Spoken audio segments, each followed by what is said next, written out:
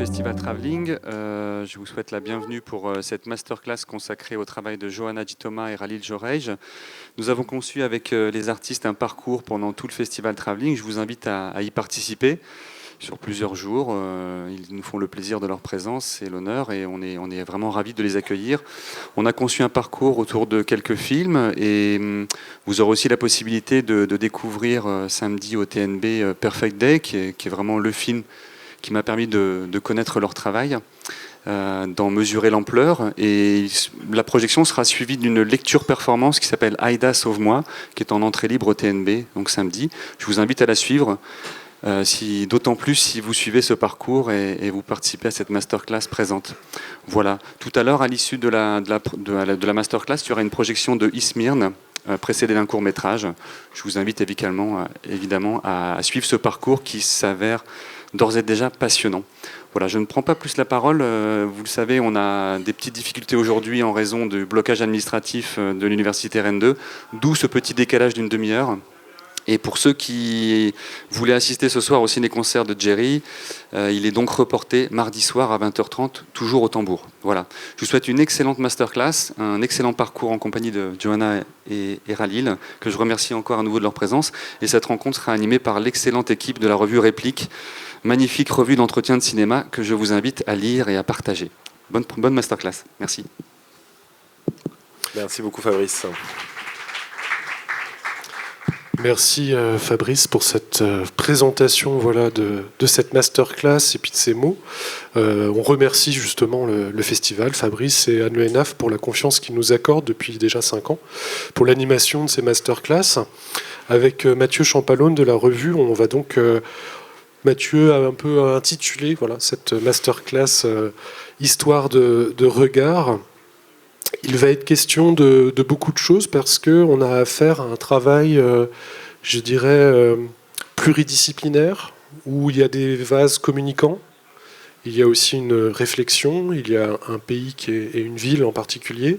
Et donc, avec cette masterclass, donc Histoire de regard, Fabrice ne l'a pas mentionné, mais on va... D'ici une quinzaine de minutes environ, vous montrer un court-métrage, Ronde, qui est une commande, mais on en reparlera. Et donc je vais te laisser la parole, Mathieu, pour peut-être commencer sur... parce qu'on va essayer de suivre à la fois un parcours quand même un peu chronologique, et en même temps, ensuite rentrer dans le vif aussi des œuvres.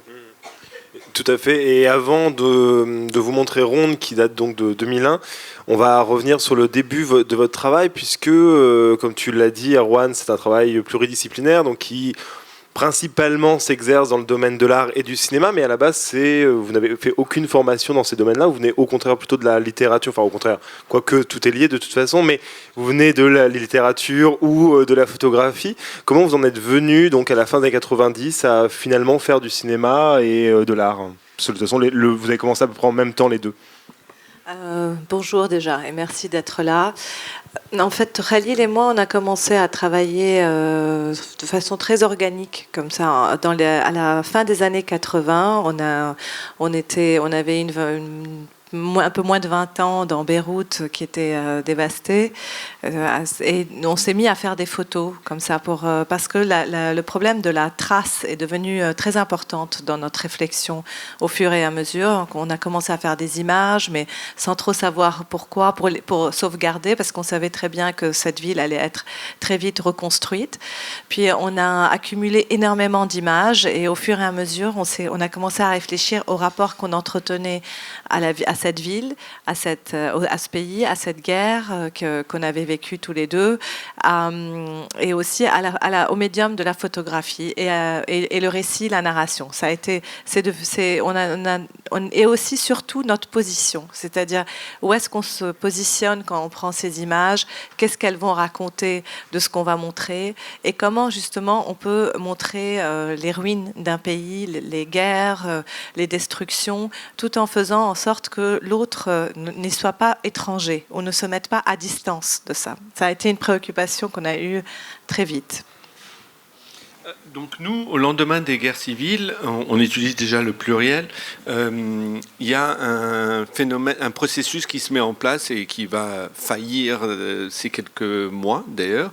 C'est une forme de reconstruction qui va très très très vite. Donc c'est une société privée qui s'appelle Solidaire qui va privatiser le centre-ville et en faire une société financière. Donc les gens qui avaient des terrains, des appartements, des magasins, qui soient locataires ou propriétaires, vont se retrouver avec des actions. Il y a une dématérialisation et une perspective financière à la reconstruction.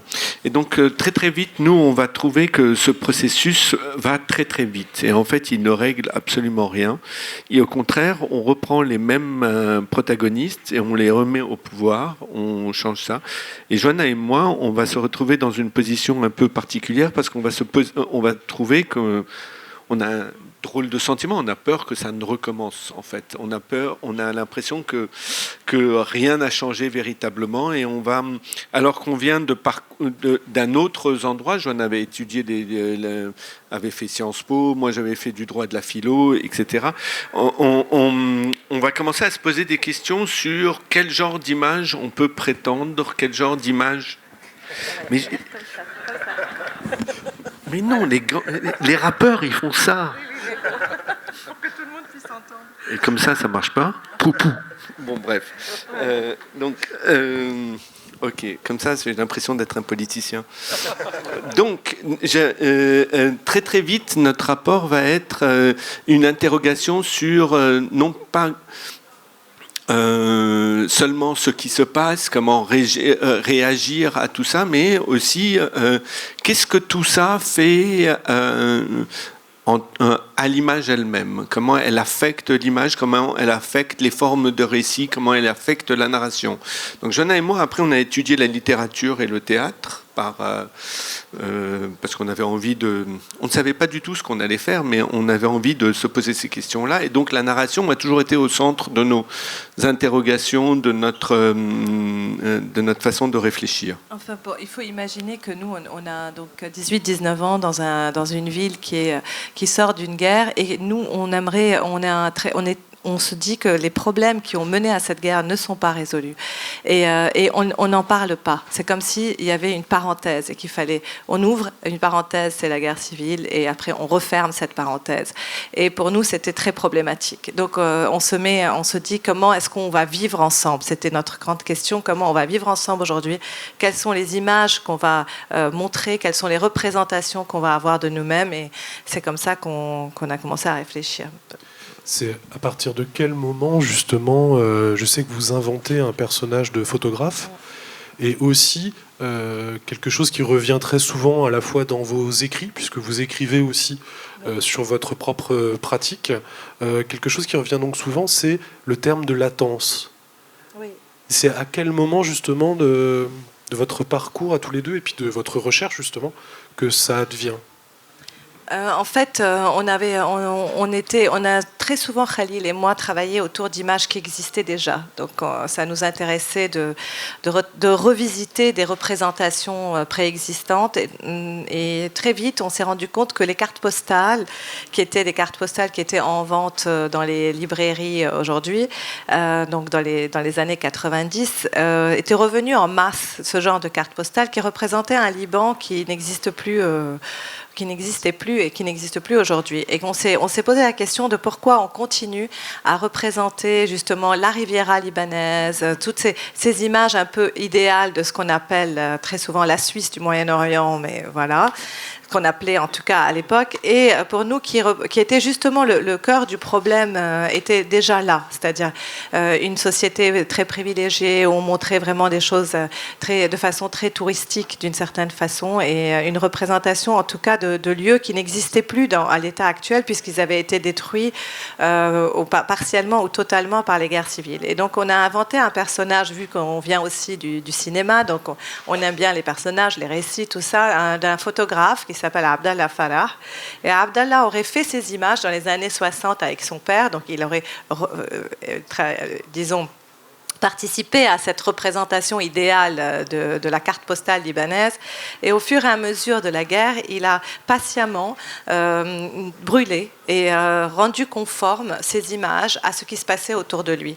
Et c'est vrai qu'on s'est beaucoup documenté, Khalil et moi, et on est remonté à ce qu'on appelle la guerre des hôtels, qui est le début du conflit libanais, pour travailler autour de Abdallah. Et donc Abdallah est un personnage qui nous a accompagnés pendant très longtemps, plus d'une dizaine d'années, parce qu'on a commencé d'abord à brûler ses cartes postales avec lui.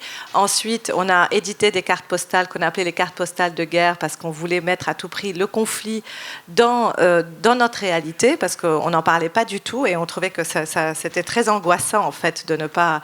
c'est comme si tout ce qui nous préoccupait était la reconstruction, alors qu'on venait de sortir de plus de 15 ans de guerre civile, et on trouvait qu'il y avait aussi une reconstruction à faire au niveau humain, sociétal, et puis au fur et à mesure, Abdallah nous a accompagnés aussi autour des images latentes, donc parce on s'est mis à faire beaucoup d'images qu'on n'a plus développées. Au début, c'était pas du tout conscient comme pratique, c'est-à-dire on faisait des images, Khalil surtout, puis il laissait ses rouleaux. À l'époque, c'était des rouleaux de films, donc un projet aujourd'hui impossible. Il laissait traîner ses rouleaux et puis il mettait au fur et à mesure, comme il savait plus qu'est-ce que c'était, il mettait des numéros, puis des dates, puis il écrivait des petits mots. Et puis un jour, on s'est dit, tiens, c'est étrange cette volonté de faire des images et de ne pas avoir besoin de les voir ou de les développer. Est-ce que ça dit quelque chose sur notre rapport à l'image et sur le flux? Parce qu'il y a tellement d'images aujourd'hui. Si on retire ces images, qu'est-ce qui se passe? Et c'est là où on a commencé à travailler sur cette idée de latence. Alors la latence, c'est une sensation qu'on a au Liban. C'est que la latence, c'est un terme qui existe en photographie, comme l'a dit Johanna. C'est donc une photo qui existe, mais qui n'est pas révélée. C'est en psychanalyse, c'est quelque chose qui est là. Ça a à voir avec quelque chose qui est souterrain, sous-jacent, qui existe, mais dont les conditions de révélation ne sont pas encore réunies. Donc toute la question était de savoir donc quelles sont les conditions qui permettent à une image ou à quelque chose qui est là d'apparaître. C'est quelque chose qui est très très présent et qui va nous guider, parce que pour des raisons personnelles, par exemple, c'est les disparus. On a au Liban 17 000 disparus, c'est-à-dire ce sont des personnes qui ont été kidnappées pendant la guerre et qu'on n'a jamais retrouvées.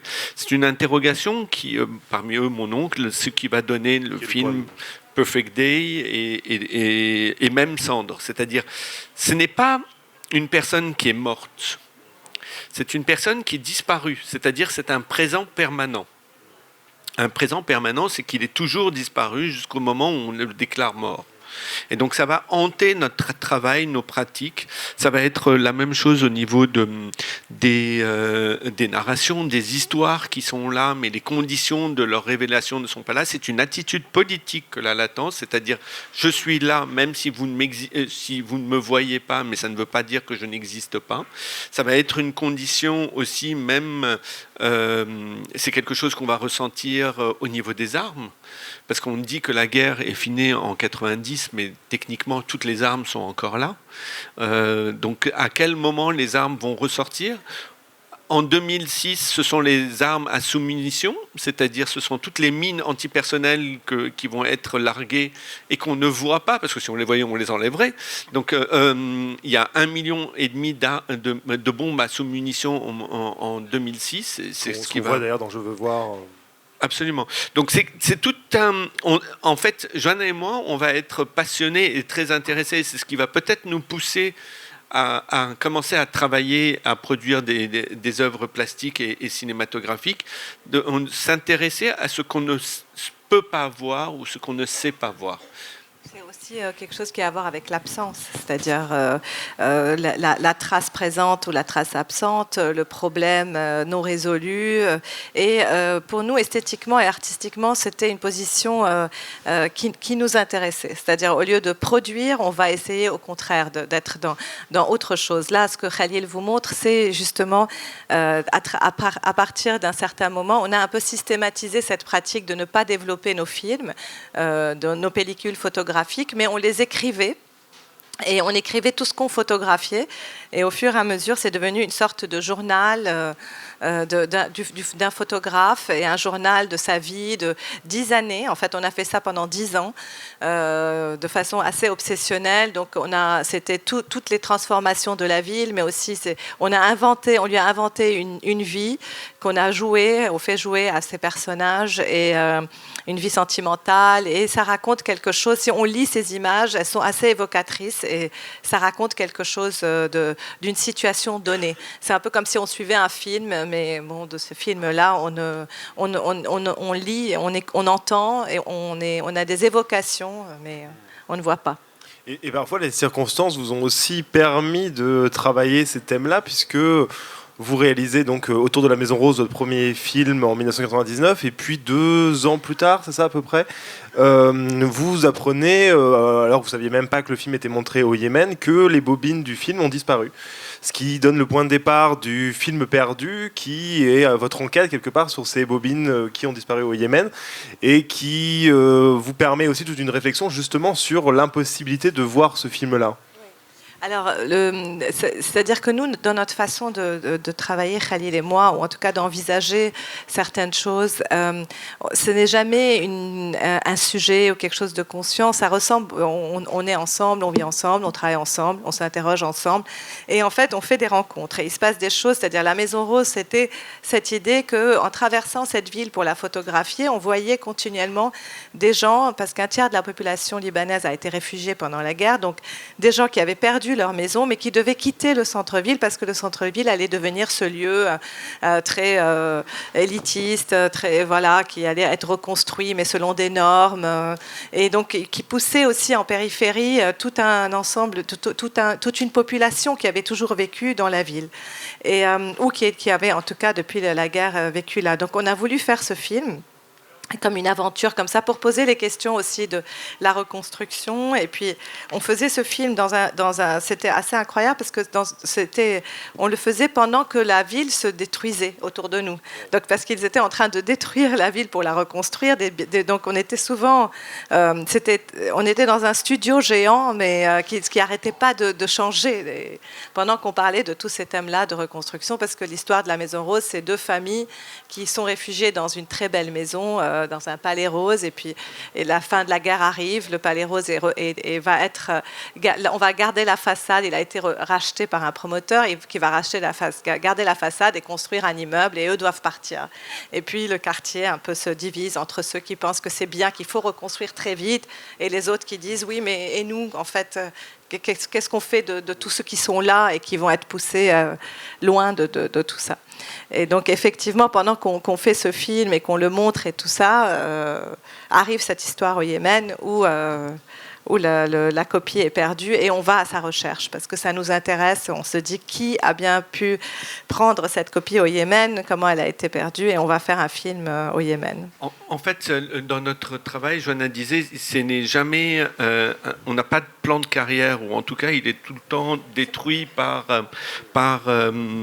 des événements qui nous détournent et qui nous emmènent dans d'autres voies. Donc là, on ne savait même pas que le film était au Yémen, et le jour du 10e anniversaire du Nord et du Sud, parce que le Yémen Sud était communiste,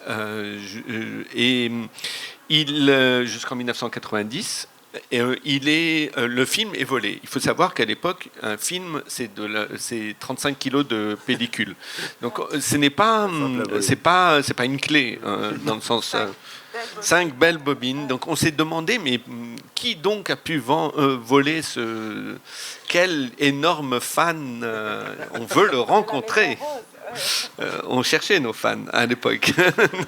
Donc on est allé le chercher, et c'était très très intéressant parce que c'était tout d'un coup à nous de faire notre voyage dans un autre pays, donc réinterroger notre position de cinéaste, notre position même par rapport à quelque chose qui nous tenait beaucoup à cœur, c'est l'orientalisme. C'est-à-dire que Joanna et moi, on avait été très très influencés par un penseur palestinien qui s'appelait Edouard Saïd et qui réfléchissait un tout petit peu sur les modes de production de savoir en fonction des pouvoirs. Et donc, un de ses bouquins les plus connus s'appelle L'orientalisme, et c'était l'Orient est une fabrication de l'Occident, a été fabriqué par l'Occident. Que se passe-t-il quand, et donc on était très très précautionneux sur toutes ces images qui venaient des lieux de pouvoir et qui s'appliquaient sur nous, qui se projetaient sur nous. C'est pour ça qu'on a toujours refusé, par exemple, de réduire le conflit libanais à un conflit confessionnel ou à un conflit de...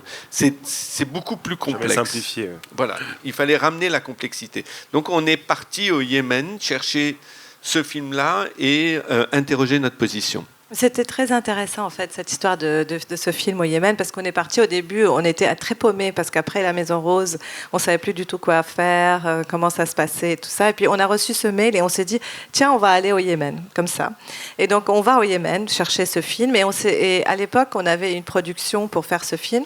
Et cette production nous disait non, mais on va avoir plus d'argent, donc ne prenez que de quoi faire des repérages. Et donc nous, on filmait quand même le maximum dès qu'elle tournait le dos, la productrice, mais on avait quand même cette idée qu'il ne fallait pas trop filmer pour ne pas déflorer le sujet. Et en fait, on n'a jamais pu revenir au Yémen faire le film, parce que tout de suite après, il y a eu le 11 septembre, et que Ben Laden était yéménite, et que tout d'un coup, c'est devenu anecdotique pour tout le monde, notre histoire de film perdu, tout le monde disait... toutes les chaînes de télé qui s'intéressaient à ce projet se sont mis à dire « Ah, mais c'est totalement anecdotique, votre histoire. Allez faire quelque chose de plus intéressant. » Et là, Khalil et moi, on a été très, très intéressés par cette idée d'anecdotique, justement. Et on s'est dit, qu'est-ce que ça veut dire, en fait, anecdotique ? C'est une histoire tenue secrète. Et cette histoire tenue secrète, c'est justement ces représentations qu'on n'a pas le droit d'avoir de nous-mêmes quand on vit dans certains pays, dans certaines sociétés, quand parfois on est une femme ou pas, parfois on fait partie de certaines minorités. C'est-à-dire qu'il faut toujours avoir le même genre de discours au cinéma, le même genre de choses à dire. Et là, on s'est dit, voilà exactement le lieu où on va être entre la latence et l'anecdotique, les histoires tenues secrètes, dans ce lieu où justement on va raconter des histoires qui viennent profondément de nous, de nous deux, mais aussi de ce qu'on pense être important dans nos sociétés, et pas justement faire les histoires qu'il faut sur l'intégrisme ou ce genre de choses. Je voulais revenir sur autour de la Maison Rose, parce que je crois il se passe quelque chose d'important dans votre travail à ce moment-là. C'est-à-dire que si j'ai bien compris, Autour de la Maison Rose est un film qui, pour tout le monde dans l'équipe, est un premier film. Et avec, quelque part, je dirais, une structure de production, une économie de cinéma plutôt traditionnelle. Et dans le même temps, vous êtes déjà en train de travailler sur Kiam. Puis ensuite, voilà. Donc il y a vraiment quelque chose qui s'opère là, où ensuite vous allez, je dirais, vers des formes beaucoup plus hybrides, en fait. Alors qu'Autour de la Maison Rose, il me semble, est quand même plus, justement... entre guillemets traditionnel. C'est-à-dire que Khalil et moi, on n'a pas fait d'école justement pour être. On n'a pas fait un court-métrage, puis un autre court-métrage, puis un moyen-métrage, puis un long-métrage. On n'a pas fait ce genre de choses.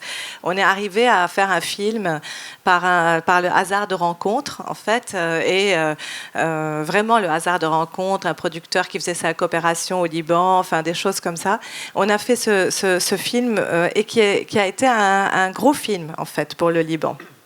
Ça a été un film avec un budget, avec une coproduction, et on est arrivé sur le plateau. Moi, je raconte souvent parce que c'est intéressant quand même de se dire que on peut faire des choses comme ça. On est arrivé, on savait même pas comment on disait action ou qu'est-ce qui se passait. On a tout appris. Ça a été notre vraie école. Et cette école-là, en fait, mais on le redémarre peut-être. Je continue à parler. Oui, voilà, on peut continuer à parler. Alors, donc je disais que justement, comme ce film-là, il est arrivé juste après la fin des guerres civiles. Il n'y avait pas beaucoup de films qui étaient produits. C'était le premier film de la plupart des gens, et on faisait ça comme ça en fait. Mais c'était quand même un film avec une coproduction, et nous on s'est dit, on veut garder à tout prix notre liberté, la liberté de pouvoir choisir, de pouvoir faire des films comme on veut, veut, dans les formats qu'on veut. Et donc tout de suite après, on a fait ce film dont tu parlais, Riam, qui a coûté vraiment $3. Et dans notre maison, qu'on a monté tous les deux de VHS à VHS, et en se disant, voilà, ça va être une façon pour nous de travailler, c'est-à-dire de nous recentrer quand on veut, on fait ce qu'on veut, on les formats qu'on veut, on passe d'un long à un court, d'un court à un moyen, d'une vidéo, on ne va pas faire ce cheminement-là, et cette liberté-là a été très précieuse pour nous. Donc on fait en fait, avec ce qu'on a, s'il y a de l'argent on fait, s'il n'y a pas d'argent on fait quand même, et moi ce que je dis toujours à mes étudiants par exemple, il faut toujours faire surtout, et ne pas attendre quelque chose. Et justement, plus largement, pour préparer cette masterclass, on a pas mal échangé ces dernières semaines et on parlait un petit peu de votre prochain projet qui est un film que vous êtes en train de monter actuellement, et Khalil me disait ça aurait pu être, en me racontant un peu le point de départ et l'histoire de ce projet, me disait ça aurait pu être un travail plutôt artistique. Et finalement, en fait, c'est ce qu'on pourrait dire quasiment de tout votre travail en général. C'est-à-dire qu'un film aurait très bien pu être une œuvre artistique et inversement. Et d'ailleurs, parfois, les deux s'entremêlent, comme c'est le cas sur Lebanese Orchestrated, où il y a à la fois un volet plastique et un volet beaucoup plus cinématographique. Qu'est-ce qui détermine justement le fait de choisir de faire plutôt du cinéma ou plutôt de l'art sur un projet, sur une envie que vous avez ? La recherche elle-même qui nous pousse vers certaines formes ou d'autres. Par exemple, quand on parle des objets de Riam, donc en 99, juste je vais expliquer pour le statut de ces objets-là, de ce qu'on est en train de voir ici. En 99, nous on a rencontré ces 6 anciens détenus qui venaient d'être libérés. En fait, on avait travaillé c'est le nom du camp. Hein. Oui, c'est le nom d'un village dans lequel il y avait une caserne française qui a été après récupérée par l'armée et qui, au moment de l'occupation israélienne, a été transformée en un camp de détention. On parle de camp de détention et non pas de prison. Un camp de détention, la différence, c'est qu'il n'y a pas d'administration. Dans le sens où il n'y a pas de jugement. Il n'y a que de l'arbitraire et donc il n'y a personne qui peut regarder. Donc c'était ni au Liban parce que c'était dans la zone occupée, ni en Israël parce que c'était dans le Liban occupé. Donc il y avait 6 anciens détenus. Nous on avait travaillé en tant que militants pour la libération notamment de la personne qui s'appelle Sohab Shara qui est en haut à gauche. À droite par rapport au public. Et dans le cadre de cette activité, qui n'était pas cinématographique, on avait découvert qu'ils avaient produit des objets qu'ils qualifiaient, eux, d'artistiques. Et ces objets-là, en fait, c'était très intéressant parce que c'était des objets de résistance et de survie. Comme ils n'avaient rien, Sohab Shara a passé 6 ans dans une cellule d'1 mètre par 1,50 mètre, sans rien. Les autres, parfois, quand ils étaient dans des cellules collectives, ils étaient à 6 dans 2,25 m par 2,25 m. Donc, ces objets-là étaient faits en clandestinité. Donc, ce que vous voyez là dans ce passe-temps, ce sont des noyaux d'olive et la passementerie a été faite en enlevant les fils de leurs chaussettes. Ça, c'était... Les noyaux d'olive sont frottés contre le mur jusqu'à en faire des trous. Et puis, ils enlèvent les fils de leurs chaussettes et ils en font ce que vous voyez. Ce qui était très intéressant, c'est cette idée que ce qui leur a permis de résister, c'est l'art. Avant, ils n'avaient jamais pensé à ça, et après, ils ne produiront plus jamais un objet comme ça. Et c'est ça qui était très intéressant, c'est que eux, ils revendiquent le fait que ce sont des objets artistiques, mais ils n'étaient pas artistes avant, et ils ne le seront pas après. Donc les conditions de production déterminent le statut de ces œuvres. Et donc vous voyez, mais ce sont des tout petits objets. Vous voyez la taille du fil, donc ça vous donne une idée de l'échelle. Donc et pour nous, ça nous a induit à réfléchir sur le statut de ces œuvres, sur les statuts et les modes de production des œuvres. Mais ça répond un peu en fait à ta question, c'est-à-dire qu'en fait c'est la rencontre de ça. Quand on a vu ces œuvres-là, ça nous a donné cette idée de faire un film.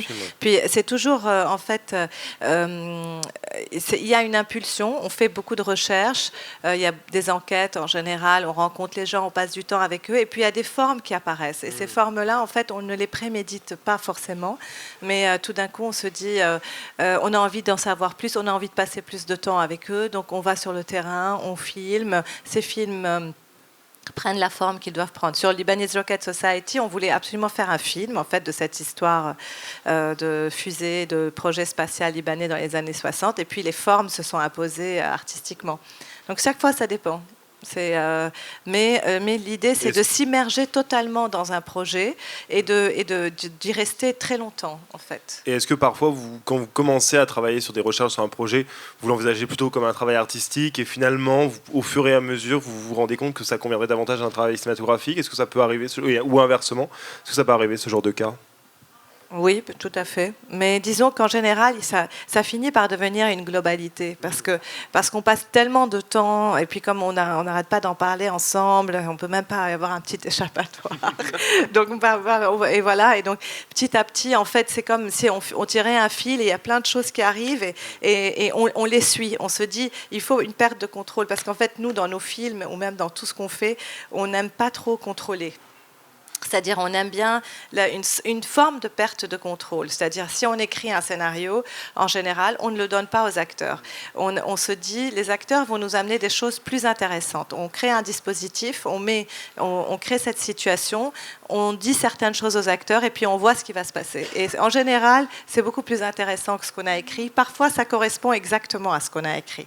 C'est les situations c'est assez rare que ce soit vraiment moins bien. Ou en tout cas, si c'est moins bien, nous, on est là pour redonner ce qu'on a déjà prévu. Et par exemple, si on veut absolument filmer ici, mais que là, ça devient plus intéressant, alors il faut absolument aller filmer là. Vous voyez, il n'y a rien de prémédité et de très définitif. Tout est ultra préparé, mais après, il faut lâcher prise.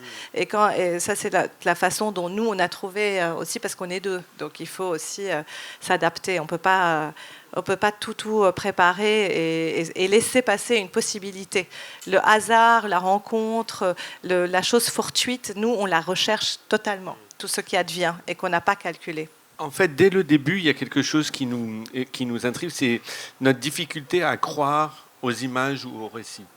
Donc le scénario est une phase très très longue, mais comme dans un combat de boxe, c'est-à-dire on apprend les enchaînements, les choses, etc. Mais après, sur le ring, il se passe quelque chose qui n'est pas prévu. Donc, même si on est entraîné, même si on a deux personnes entraînées, on ne peut pas imaginer ce qui va se passer. Et donc, on est tout le temps surpris. Et cette surprise est fondamentale parce que en termes de cinéma, c'est bressonien, c'est l'idée de la rencontre, c'est-à-dire de ce qui, à un moment, devient vivant. Et c'est véritablement ça qui nous permet de croire à ce moment, parce qu'on a l'impression que ça advient pour la première fois. C'est quelque chose que vous pouvez beaucoup moins faire dans votre travail artistique, pour le coup. Ah non, tout autant. Tout autant ? Tout autant. On peut avoir l'impression dans votre travail artistique que il y a quelque chose de peut-être plus formalisé quelque part, de plus mais l'un si n'empêche pas la forme. On peut donner un exemple, par exemple, avec ce projet, disons, pour que ce soit plus. Donc ce projet, voilà, le Lebanese Rocket Society, c'est un projet spatial donc qui a eu lieu au Liban dans les années 60. On a commencé. D'abord, c'est ma sœur qui m'en avait parlé parce qu'elle faisait des recherches. Un jour, pour un livre qu'elle voulait écrire, elle m'appelle un CD-ROM à l'époque. Un CD-ROM sur l'histoire du Liban. Et donc, elle m'appelle, ça existait. Elle me dit, tu savais, toi, qu'il y avait un projet spatial au Liban? Je ne savais pas du tout. Donc, je commence à en parler avec Khalil. Puis, on tombe sur ce timbre que vous voyez ici. Donc, 2 timbres. Et en fait, on avait vu ce timbre très souvent parce qu'il était en vente. Mais jamais je ne l'avais regardé, en fait. Parce que je me disais, c'est quoi ce truc? C'est un dessin. Voilà, on croyait que c'était faux. Et en fait, on se dit, tiens, c'est bizarre, ça.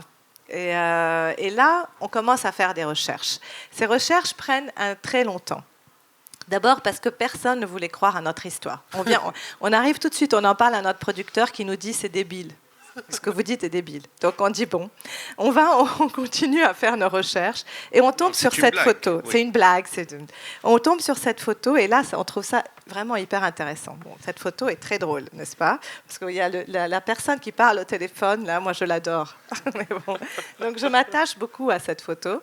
Et là, on continue nos recherches avec Khalil et on remonte comme ça patiemment tout le fil, mais ça prend 10 ans. à peu près. On commence en 2002. On abandonne en 2005, on fait Perfect Day. On repart, enfin, on va, on vient comme ça. Et après le film avec Catherine Deneuve, Je veux voir, on s'est dit, il faut absolument qu'on fasse un truc un peu d'espoir, parce qu'il faut qu'on fasse un truc un peu autour du rêve. C'est pas possible. Nous-mêmes, on n'en pouvait plus, on avait besoin d'espérer. Et c'était quelque temps avant les printemps arabes, et on commence à faire cette recherche. Et là, on rencontre tout le monde, tous ces gens qui avaient, dans les années 60, participé à ce projet qui a commencé dans une petite université arménienne. Ils étaient tous les uns plus géniaux que les autres. Le professeur Manouk Manoukian, John Markarian, une moyenne d'âge assez élevée, donc il fallait très vite aller les filmer. Donc on se jette à l'eau comme ça. Et là, petit à petit, on fait ce film. Nous, au départ, on pensait qu'on allait faire encore un film un peu mélancolique comme nos films. Absence d'image, l'image latente, tout ça. Et bien, tout d'un coup, en fait, on avait tellement de documents. De là où il n'y avait aucun document. En fait, juste pour préciser, personne ne se souvenait de cette histoire. Donc, on pensait qu'ils ne s'en souvenaient pas à cause d'un manque d'images. D'où le travail sur les figures de l'absence, la mélancolie dont parlait Johanna, etc. Comme essayer de compenser le manque d'images. Il y avait 4 images et demie, c'est tout. On n'avait rien. Allez, le timbre. Et donc, ce n'est que quand on a trouvé toutes les archives... Chez Manouk Manoukian, en Californie, à Tampa. Il avait tout, mais là-bas. Et depuis, on a pu trouver plein de choses depuis, après. Ça faisait peut-être 40 ans que personne ne les avait vus. C'est ça, 40-50 ans. Et pour nous, c'était très très important parce que c'était un projet de rêveur. C'est-à-dire que quand on parle aujourd'hui d'une fusée au Liban, c'est plutôt un missile orienté vers Israël. D'accord ? Or ça, eux, c'était un projet pour la paix. C'est-à-dire que eux, dans leur tête, c'était un révérend protestant, qui était le révérend, le directeur de cette université arménienne, qui fait un projet pour la conquête spatiale. C'est-à-dire que ça fait partie de la recherche à l'époque qu'il y a dans les années 60, qui était en France. Une recherche mondiale aussi, c'est-à-dire tout le monde voulait aller participer à cette recherche scientifique, et le monde arabe aussi, le Liban aussi. Et ça, déjà, c'était assez agréable de se dire on était contemporains à cette recherche. Et eux, c'est des Arméniens qui viennent de ils ne sont pas forcément libanais. Manouk Manoukian, il vient de Jérusalem, Ampar, ils viennent de partout, ils se retrouvent au Liban, et c'est là où c'est possible. Bon, bref, nous, quand on commence à faire le film, on tourne un film très très beau avec notre directrice de la photo, avec qui on avait fait plein de films, Jeanne Lapoirie. On est très content de ce qu'on fait, et on croit que c'est parce qu'il n'y avait pas d'image. Quand on trouve toutes les images, et à ce moment-là, on sait où chercher aussi. C'est parce que c'est le problème des archives, c'est leur indexation. Tout d'un coup, on se rend compte que ce n'est pas à cause de ça. Donc, il fallait trouver la vraie raison. Donc, le film tombe. Quand on a fait le film, on avait, on avait fait. Au début, on avait fait appel à un ami qui fait de l'animation et qui a un film présenté ici, Hassan Halouani, pour imaginer par animation. En fait, on voulait animer certaines images parce qu'on croyait qu'on n'allait rien trouver. Et en fait, on a remarqué que non, donc sa section-là allait disparaître. Voilà, on va chez Manouk, donc on trouve tout. Et là, on se dit, on est obligé de raconter cette histoire pour tous ces gens, et parce que c'est une histoire incroyable, et parce qu'il faut savoir que dans le monde arabe, la plupart des gens pensent qu'on n'a jamais rien fait de scientifique, et que justement, il y a une sorte, on se dit, il faut donner comme ça une impulsion, que quand il y a des cerveaux, ils voyagent, et tout ça, il y a un truc très dépressif là-dessus. Et là, on est invité à une biennale d'art. Et on se dit, et si on faisait une sculpture grandeur nature d'un de ces missiles, d'une de ces fusées justement, pour montrer que ce n'est pas un missile. Celle du timbre. Et si on en faisait une, qu'est-ce qui se passe aujourd'hui ? Pourquoi est-ce qu'on ne peut pas renverser l'idée que les gens ont, justement, et quand on leur montre une photo d'une fusée pour l'éducation et pour la paix, ils vont se dire non, c'est un missile, justement. Ce n'est pas possible venant du Liban. Et là, on se met en tête de construire une sculpture, de l'offrir à l'université où cette histoire a commencé, pour que ça garde une trace physique forte, et aussi de lui faire traverser la ville. Parce que, en fait, on aime bien ce genre de truc. Et ensuite, parce que c'était l'idée, justement, que ces fusées partaient de l'université et elles allaient dans une région au Liban qui s'appelle Dbaïé et on les faisait partir de là-bas vers Chypre. Et si on faisait justement, on construisait cette fusée dans une usine à Dbaïé, dans la même région, et on la ramenait dans le sens inverse. Est-ce que ça, c'est possible aujourd'hui? Est-ce que notre territoire s'est rétréci ou pas? Est-ce qu'on peut faire une action comme ça? C'est une sorte un peu performatif. Et qu'est-ce qui va se passer? Donc dans le film, que vous devez venir voir dimanche, vous saurez. Au Champ Libre. J'en vois.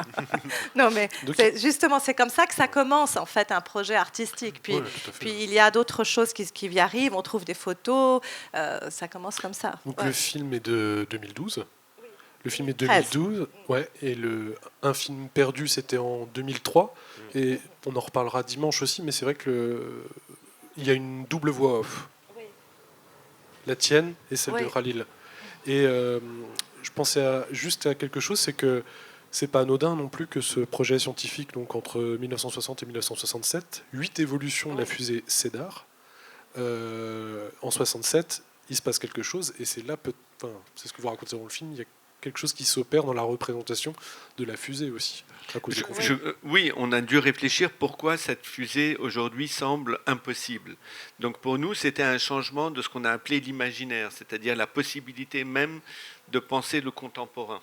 Donc nous, la notion de territoire, elle n'est pas simplement géographique, elle est aussi temporelle. Donc quand je dis que je suis contemporain de vous à Rennes, je peux me sentir plus proche de vous à Rennes que de mon voisin à Beyrouth. Donc cette notion de territoire, c'est l'idée de participer en anglais on dit un concern, à quelque chose qui nous concerne, une préoccupation véritable, et qui fait que Manouk Manoukian était en dialogue avec la NASA, comme moi je suis en dialogue avec d'autres cinéastes qui peuvent être taïwanais ou ailleurs.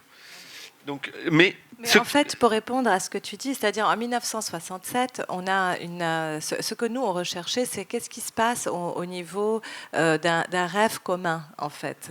En 1967, donc il y a une défaite arabe très forte contre Israël, et il y a quelque chose qui est peut-être à évoluer. C'est ce qu'on recherche, en fait. C'est-à-dire que la fin des fusées, est-ce qu'elle correspond avec une autre façon ou pas de nous représenter? Est-ce que justement le film, il y a une voix off présente aussi parce que nous, on est né en 1969, on est né donc à la fin des années 60, dans un moment où l'espace, ça voulait dire quelque chose. Où il y avait beaucoup de rêves sur d'autres continents, d'autres lieux, il y avait aussi une internationale de la résistance, comment les peuples se représentaient eux-mêmes, et donc on a eu envie d'explorer tout ça, et aussi parce que c'était, comme je disais, avant donc 2011 qu'on a commencé à tourner et préparer ce film, avant donc les printemps arabes, et on se demandait qu'est-ce qui se passe, pourquoi on est comme ça dans une sorte de moment tellement figé, tellement immobile, et ce film était une façon de réfléchir ça. Donc la double voix, comme dans le Yémen, c'est parfois parce que c'est une forme qu'on emprunte dans le récit, surtout quand c'est une enquête et qu'on va dans des lieux qu'on ne connaît pas. C'était le commun avec le Yémen, c'est que le Yémen, on part au Yémen et on ne sait pas trop ce qu'on va y trouver, et on se met nous-mêmes à l'épreuve de ce voyage et de notre regard. Est-ce qu'on va être capable de regarder un autre pays différemment, de le filmer, de le montrer, et de ne jamais dire le Yémen c'est, parce que le Liban c'est, le Yémen c'est, la France ou Rennes c'est, ça c'est pas possible, on ne sait pas. Voilà. Parce que même si on ne va pas révéler la fin comme tu l'as dit, mais quelque part on pourrait se dire aussi que cette fin de film, ce moment qu'on a vu là, ça pourrait être pour vous le making-of d'une installation, la captation d'une performance. Oui, bien sûr. Pour nous, c'est-à-dire qu'en fait, c'est l'idée de repousser un peu les limites. Nous, on vient de lieux où il y a beaucoup de limites. Il y a beaucoup de limites et ces limitations, il faut les repousser. Même si c'est symbolique, on repousse légèrement les limites. Ou alors, bien sûr, comme maintenant, on fait la révolution. Mais disons qu'il ne faut jamais accepter l'ordre des choses. Oui, on n'est pas du tout cynique, c'est-à-dire qu'on croit à la puissance du cinéma et de l'art. C'est pour ça que transporter une fusée dans les rues de Beyrouth, on ne l'a pas montré dans le film, mais c'est des centaines d'autorisations. Oui, on le voit en partie quand vous allez à la télévision. aussi pour rassurer. Oui, mais on n'a pas voulu tout oui. mettre. Voilà. Mais pour répondre à ta question sur le fait Qui était, je ne me souviens même plus de la qui était question. sur le fait que c'est que dans l'art on aurait des choses qui sont plus figées, Ah oui, en etc. effet. Voilà. En fait, à la fin du film sur la Lebanese Rocket Society, on a imaginé que si on avait continué le projet spatial, on aurait eu un autre destin. On a fait une uchronie, donc ce qui est très très rare dans le monde arabe, c'est de la science-fiction. Et on avait imaginé un musée de la Lebanese Rocket Society que vous voyez là, et que dans ce musée il y aurait une exposition de. Et il se trouve qu'on a été invité des années après, donc l'année passée, à faire une exposition à Tripoli. Tripoli, c'est la deuxième ville libanaise qui est au nord, dans lequel on connaissait tous un projet de foire internationale construite par Oscar Niemeyer et qui n'a jamais été achevé. Il a commencé à le construire en 62. Et on a toujours considéré que c'est la guerre qui l'a empêché d'arriver. Et ça, c'est un des bâtiments emblématiques. Et on passe devant. Il y a toujours eu une grille en dessous, dans l'escalier que vous voyez, qui descend en dessous. Et en regardant ça, on dit, parce qu'on était avec le directeur qui voulait nous inviter vraiment à la fois, on dit, mais qu'est-ce qu'il y a en bas? Il nous dit, c'est le musée de l'espace. C'est le musée de la Lebanese Rocket Society. On avait travaillé véritablement pendant 10 ans en train de faire des recherches et on n'a jamais imaginé qu'il y avait le musée qu'on essayait de faire. Donc on a dit, on veut faire... Un musée qui n'a jamais été inauguré, Oui. qui était resté vide, qui n'existe était pas, comme une intention. Enfin, Oscar Niemeyer avait imaginé un musée pour ce projet-là, a priori. Et donc On veut le croire, en tout cas. Et donc, on a décidé de, bien sûr, faire une exposition dans ce musée à l'intérieur. C'est ce qu'on a fait. Et ça nous a introduit à produire des pièces, des sculptures, qui sont les scénarios qu'on aurait imaginés. Ce sont ces sculptures-là que vous voyez en 3D ici et qu'on a après fait Plusieurs en expositions sable. Pour le musée. Qu'est-ce qu'on montrerait dans ce musée, s'il avait eu lieu? Donc ça, ce sont les objets que nous, on avait imaginés dans le film. Ça, Voilà. ce sont les objets que la High Gazian, donc la Lebanese Rocket Society... L'université où avait lieu ce projet avait fait une petite expo dans les années 60. Ça, c'est ça. Voilà. Et si nous, on devait faire exposer notre projet, on l'aurait exposé comme ça dans ce musée. Et on a choisi des matériaux comme le sable ou un certain genre de pierre pour montrer aussi la fragilité de ces choses-là. Et en fait, c'est la question, c'est justement, tu évolues au fur et à mesure parce que tu passes devant le musée de l'espace, tu t'arrêtes, tu es obligé. La vie te dit, il faut que tu arrêtes tout de suite ici, descendre et voir ce que tu peux faire. Alors, je ne sais pas ce que vous en pensez, ça va faire près de 50 minutes qu'on discute ensemble.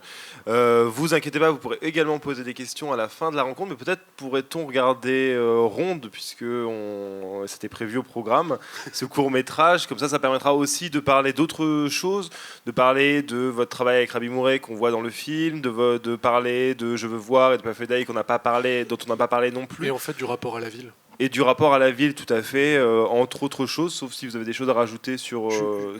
Juste par rapport à Ronde qu'on va voir, et par rapport à ce que vous nous avez dit, et puis ce que tu posais comme question, Mathieu, dans ces longs processus de recherche, finalement, vous êtes quand même toujours à la recherche, finalement, que ce soit d'un dispositif, d'une forme, d'un support, d'un médium, pour justement raconter une histoire. Donc finalement, à quel moment, là on est dans un cas particulier avec Ronde, puisque c'est une commande, et justement, avec une commande, comment on va... puisque finalement, il y a cette recherche du vivant, ou à l'intérieur d'un tournage quel qu'il soit, ou même pour une œuvre d'art aussi, ce qu'on pourrait dire un peu le grain du réel, quand même, quelque part, qui puisse... En fait, avec Ronde, ça faisait, comme vous avez compris, on a beaucoup travaillé sur la ville de Beyrouth, la représentation, comment on montre une ville, qu'est-ce qu'on en montre, la ruine, tout ça, les images latentes. Et donc arrive une équipe de France 3, des gens charmants, qui nous proposent de faire Beyrouth vue par quelques courts-métrages qu'ils veulent faire avec plusieurs réalisateurs libanais. Donc au début, nous, notre premier truc, c'est Beyrouth vue par en 7 minutes, ça ne va pas être possible. Ensuite, on se dit non, tiens, ça peut être très intéressant. Justement, faisons Beyrouth vue par, parce que bien sûr, comme je vous l'ai dit, nous, on a fait beaucoup de choses qu'on ne vous a pas forcément montrées sur l'idée qu'on ne peut pas représenter les villes, qu'elles sont multiples, tout ça. Et là, on se dit, on va faire ce film-là, et on imagine, avec notre complice Rabi Amroué, qui est un acteur, un performeur, un artiste formidable. C'est comme vous, on touche à tout. Voilà. Et on va faire ce film-là, où justement, je pense que si on montrait le film, on pourrait en parler après. Donc.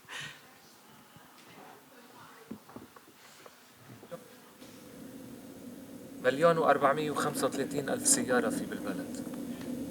قدام قابلهم في ناس ما بنعرف.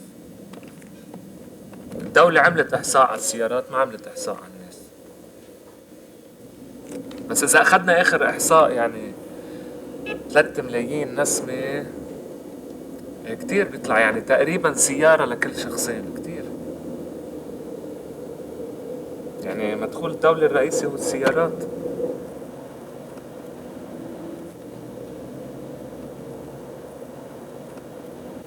صارت عكس السير هذه الطريقة.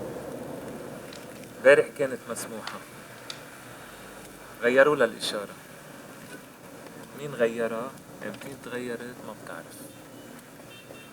هيك دايما شوارع المدينة ضل تتبدل إشاراتها، ما بتفهم ليه. ليك الشرطي وين قاعد. مرة عجقت سير 3 خطوط، نقيت الخط النصاني، قلت لا شمال ولا يمين، بضل يمشي الخط النصاني. الشرطي مشى خط اليمين 10 دقايق، رجع خط الشمال 10 دقايق وسكر الخط. شو بدك ايانا نعمل؟ يعني استنكرنا، صرنا نزمر نص ساعة ما مشينا. طب لو في إشارة سير كنا اضطرينا يعني نهرسه. خي أنا ما بطيء المزاج، بحب التكنولوجيا. خي إشارة سير بتعرف أحمر أحمر، أخضر أخضر، أصفر أصفر. شو بتقول؟ فيروز، مارسيل، زياد، أو غنية التايتانيك؟ أنا بقول فيروز. خسرنا.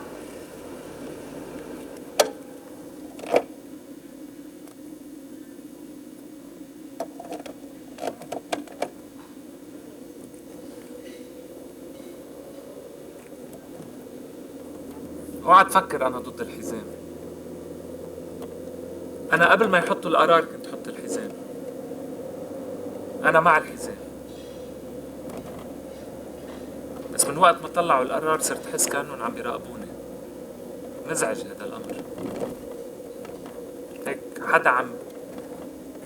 حدا عم بيشوفك هيك بقلب بيتك، بقلب سيارتك، بتعدى على خصوصيتك، بتعدى عليك. يعني مثل كأنه حدا ببيتك عم بيشوفك عم بتنقوز عليك، عم بيشوفك بالزلط. بتريد حدا يشوفك بهالشكل؟ أنا إذا بعرف حدا عم يتلصص علي بدعوسه. هيك راسي تخيل. مش ضد الحزام يعني. حطه إذا بدك تفكر يعني شيء. ها ماني أبدا ضده. بيج بوردو سومو، هيدي الحيطان خشب أخضر في خشب بني، حديد كأنه فستقي، العواميد أبيض في زخرفة، في خط أسود داير من دار، في أحمر كمان بس ما في عالم. أيام الحرب وقت كان يصير في قصف كانت تبقى الشوارع فاضية، كنت انزل بهالوقت سوق جنن رهيب. كنت طير طيران، بحس حالي مثل الشبح عم قطع الشوارع، عم قطع بين الأزايف.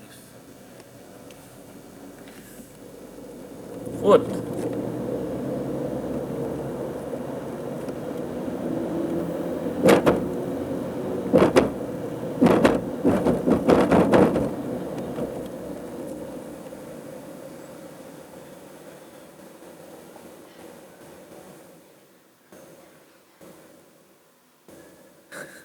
روح روح.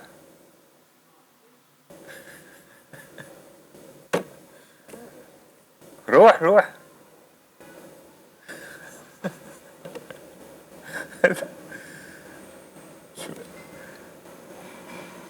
روح.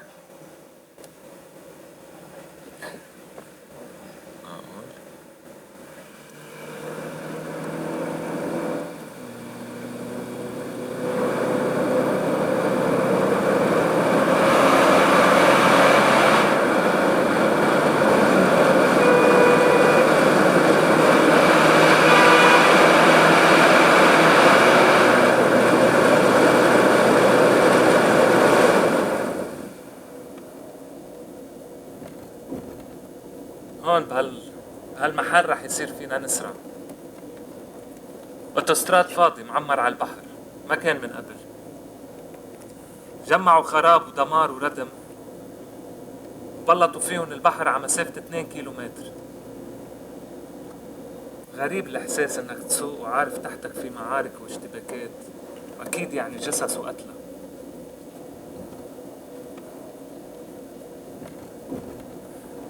ما كتير تتأثر هلا، ما بيروت في تحتها 7 طبقات، 7 مدن يعني. شو بتقول؟ فيروز، زياد، مارسيل أو موسيقى تايتانيك؟ أنا بقول فيروز. فيروز زبطت.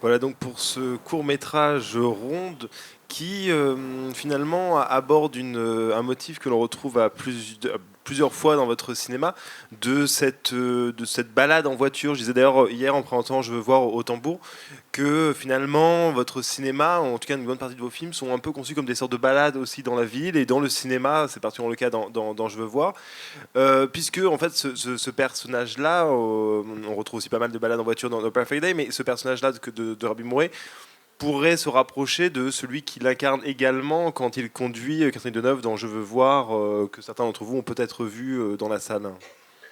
Qu'est-ce qui vous intéresse justement dans le fait de suivre des personnages en voiture et découvrir la ville comme cela? Dans ce... De ne pas la découvrir. Ou de ne pas la découvrir dans le cadre de ce film-là. L'idée, bien sûr, était de brûler toute la ville. Mais en fait, oui, à brûler, je veux dire, à l'image, bien sûr. En fait, on aime bien cette forme de balade qui n'est pas vraiment un road movie. Mais disons qu'ici, c'était parce que... La reconstruction, on n'est pas dans les codes du road non, movie classique. Ouais. Mais disons que la reconstruction, elle s'est faite en dépit de l'humain. Après la guerre civile. Donc on a reconstruit le centre-ville pour en faire un lieu très riche, très branché, mais vide en fait. C'est ce qu'il décrit quand il dit beige, rose, saumon, mais il n'y a personne en fait. Il décrit les immeubles. Et la route a été quelque chose d'essentiel. C'est-à-dire on a refait des autoroutes, mais il y a toujours des embouteillages fous au Liban. Et ça fait partie de... Tout le monde a une voiture. Donc c'est aussi ça. C'est que la voiture est essentielle, on y reste, elle fait corps un peu avec ce personnage-là. Et c'est ce même personnage, quelque part, qu'on va envoyer avec Catherine Deneuve dans la même voiture sur les routes du sud du Liban. Et ça a été très difficile. C'est la même voiture. C'était très important que ce soit la même voiture. Mais 10 ans plus tard, c'était très difficile de la trouver. Une Saab 9000 CS, ça nous a pris quelques semaines. Mais tu as pris des risques, je crois, pour tourner ça. Ah oui, parce que le ronde, c'était qu'on tournait dans la ville, mais on tournait autour de ce personnage qui est aussi un fantôme. Donc voilà, comme les conditions de tournage, c'était qu'on était tout seul, j'étais sanglé sur le toit et je devais tenir en porte-à-faux la caméra. Et c'était pas toujours. Ben voilà, c'était étonnant que. On ne pourrait pas faire ça en France, je crois. Les règles de sécurité n'autoriseraient pas ça. C'est un peu compliqué, oui. Mais Et c'était aussi l'idée du fantôme, c'est-à-dire qu'il y a toujours, il y avait cette idée au Liban justement de où sont tous ces gens qui ont disparu, où sont tous ces corps, il y avait, on était aussi très habité par cette idée qu'il y a il y a les fantômes de cette après-guerre et donc lui, il est un peu ce personnage étrange. Il y a aussi le personnage du milicien, il y a aussi, voilà, il représente des tas de choses différentes. Dans sa voiture, parce que quelque tout le part, monde est dans on sa pourrait voiture. penser que c'est un personnage qui est mort, que c'est un fantôme lui-même, parce qu'on ne le voit que quand il est sous terre, quand il est dans les tunnels. C'est à ce moment-là que la balance d'exposition était calée. Et donc pour nous, il revient hanter les traces de ce modernisme et de ce libéralisme qui s'était mis en place dans l'après-guerre.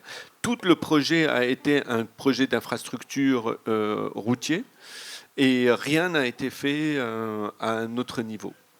Et donc du coup, pour quelle raison le reconvoquer ce personnage-là dans Je veux voir, puisqu'il conduit donc Catherine Deneuve durant tout le long du film, pourquoi le reconvoquer à ce moment-là en compagnie de Deneuve? Oui, ça c'est.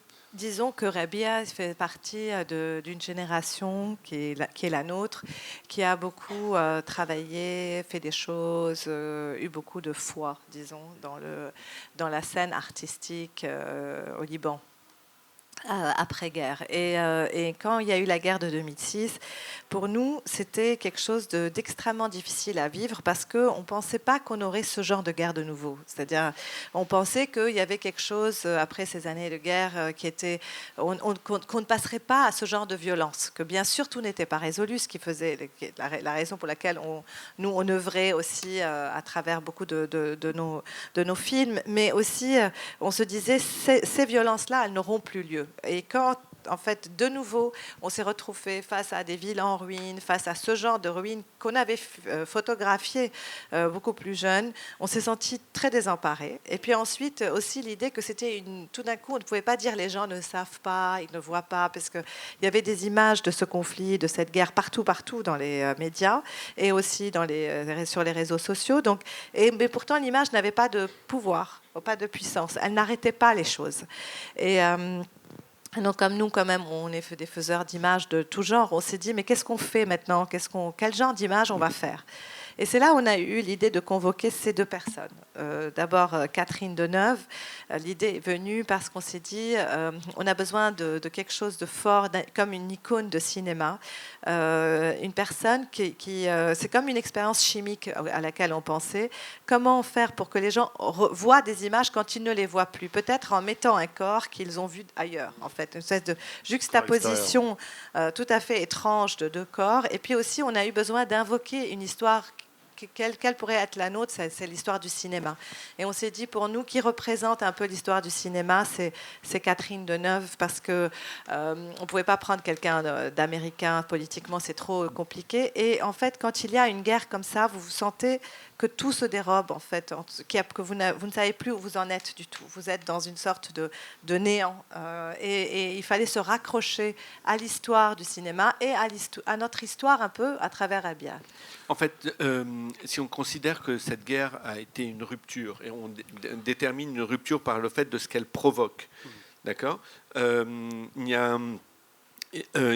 pour pouvoir faire quelque chose après, il a fallu réinvoquer une histoire, fût-elle l'histoire du cinéma. C'est pour ça qu'on a invoqué Catherine Deneuve. Et on a invoqué notre propre histoire, qui est Rabia Mroué, parce qu'on a fait quand même 9 films avec lui, entre film et installation. Donc c'est quelque part notre histoire. Et s'il y a une rencontre avec ces deux histoires, alors c'est qu'on peut passer parce à autre chose. qu'il a fallu attendre pour Rabi le fait de conduire Catherine Deneuve pour retourner au sud-Liban, si j'ai bien compris.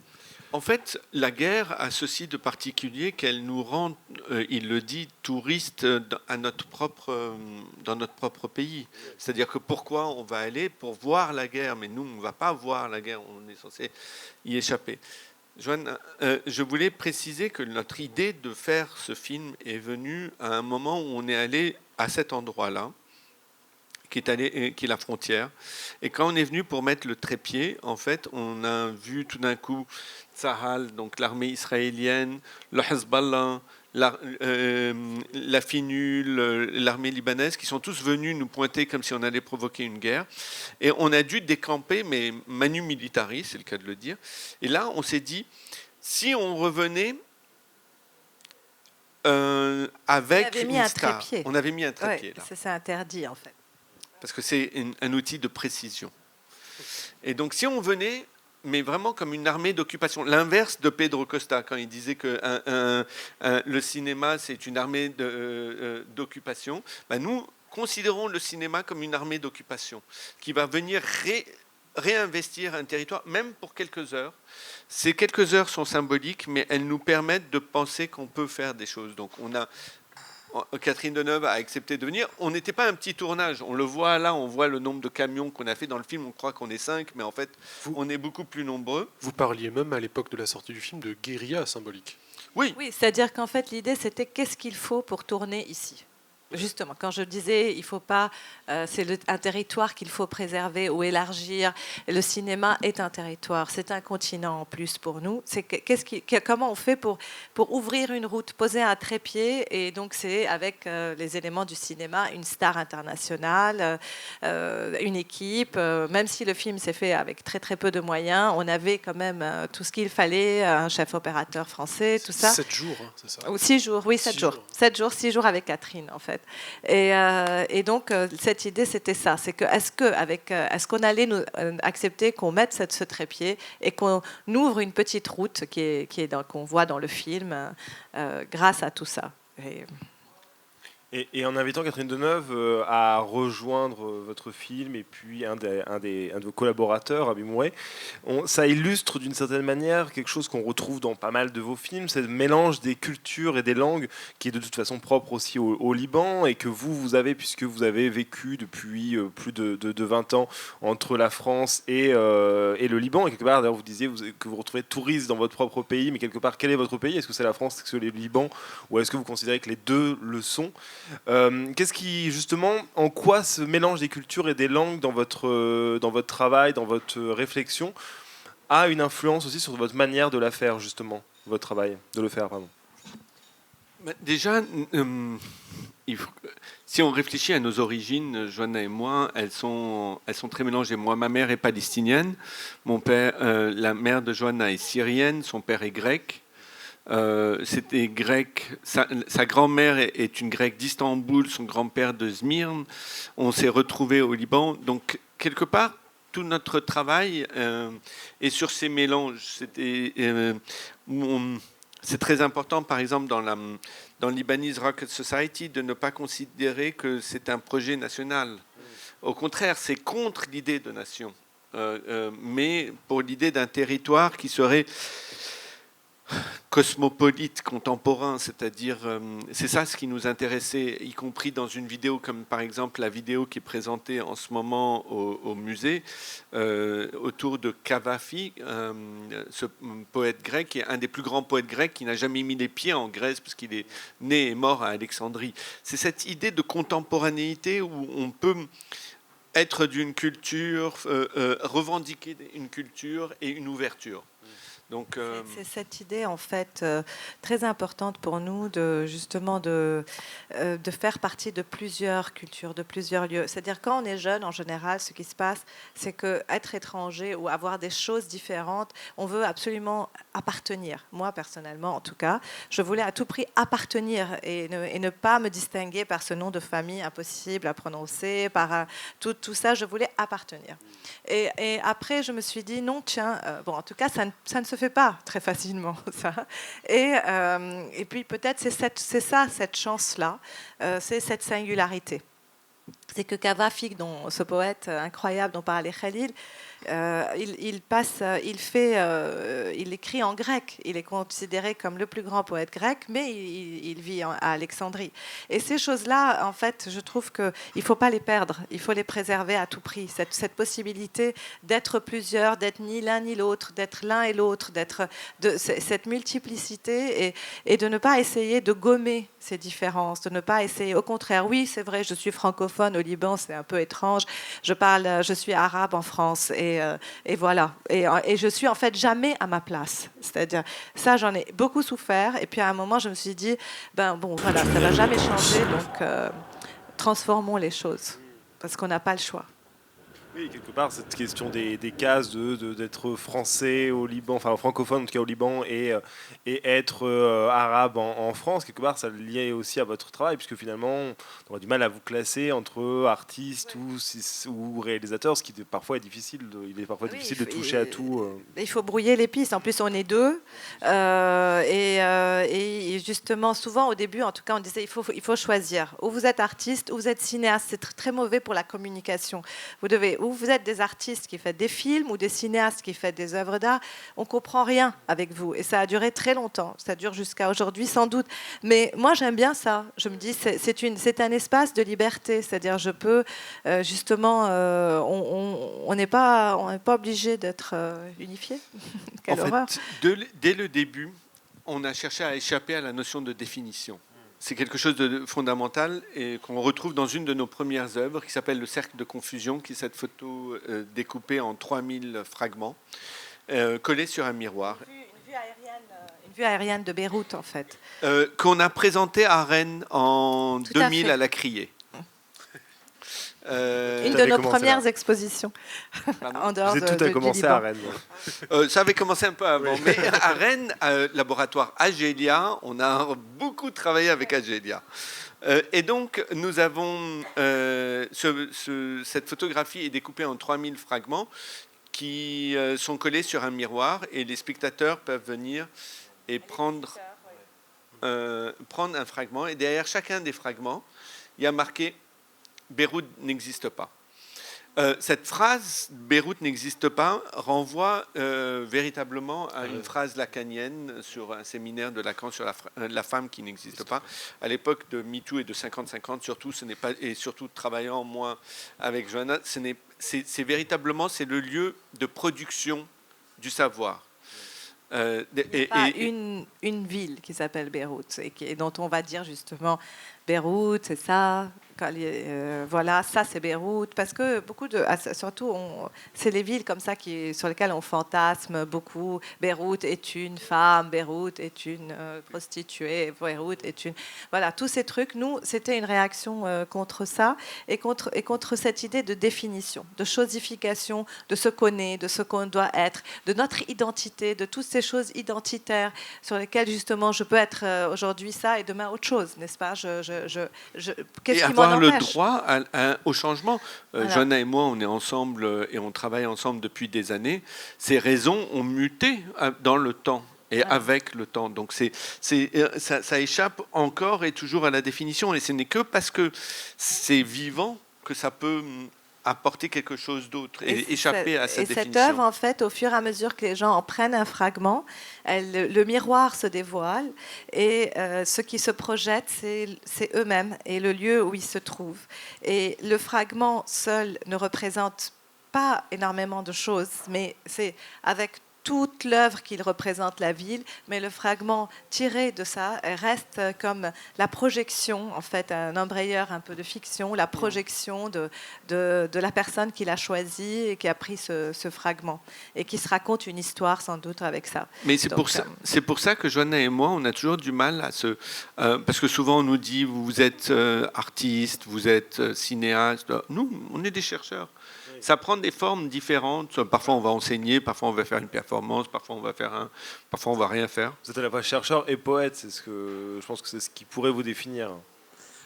On ne peut pas se définir nous-mêmes. Non mais voilà, non mais Ouais. moi je le dis quelque part, je pense que la meilleure définition finalement de votre travail, c'est de dire que vous êtes à la fois, d'ailleurs c'est ce qu'on avait écrit pour présenter cette masterclass, c'était de vous définir à la fois comme chercheur et poète quelque part. C'est peut-être ce qui là définit le mieux votre travail et votre approche. Je pense que la poésie est très importante. Par exemple, malgré tout ce qu'on essaye de faire, la forme est très importante déjà. Et même s'il y a beaucoup de choses qui sont très documentaires dans notre travail, on veut absolument que la forme soit, en tout cas, nous interpelle, nous intéresse, peut-être intéresse les autres aussi. Et aussi cette idée qu'il y a la recherche constante d'une certaine beauté, en tout cas, et d'une certaine poésie pour rapport au survivre. vivant aussi. Oui, du rapport au vivant. Parce que Et aux politiques. Et aux politiques. Je vois justement aussi, quelque part dans l'histoire du cinéma, d'autres cas aussi de couples cinéastes. C'est-à-dire, je pense à Jean-Marie Straub et Daniel Huillet, je pense au Giannikian, je pense aujourd'hui à Elisabeth Perceval et Nicolas Klotz. Il y a quelque part des cas où on justement... les aime tous.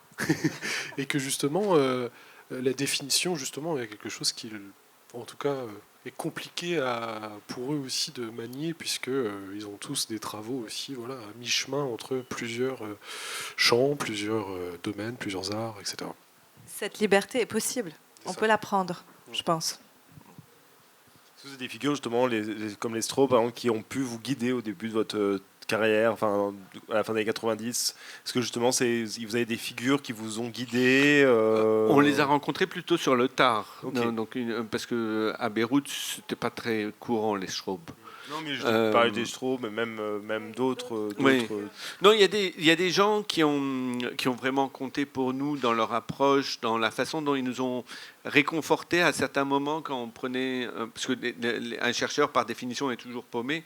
Et donc, il y a des gens qui nous prennent la main et qui nous rassurent. Je pense surtout là à Abbas Kiarostami, qui techniquement et physiquement nous a tenu la main pendant certaines de nos projections en nous disant « ça va bien se passer, ça va bien se passer ». Non, il y a bien sûr...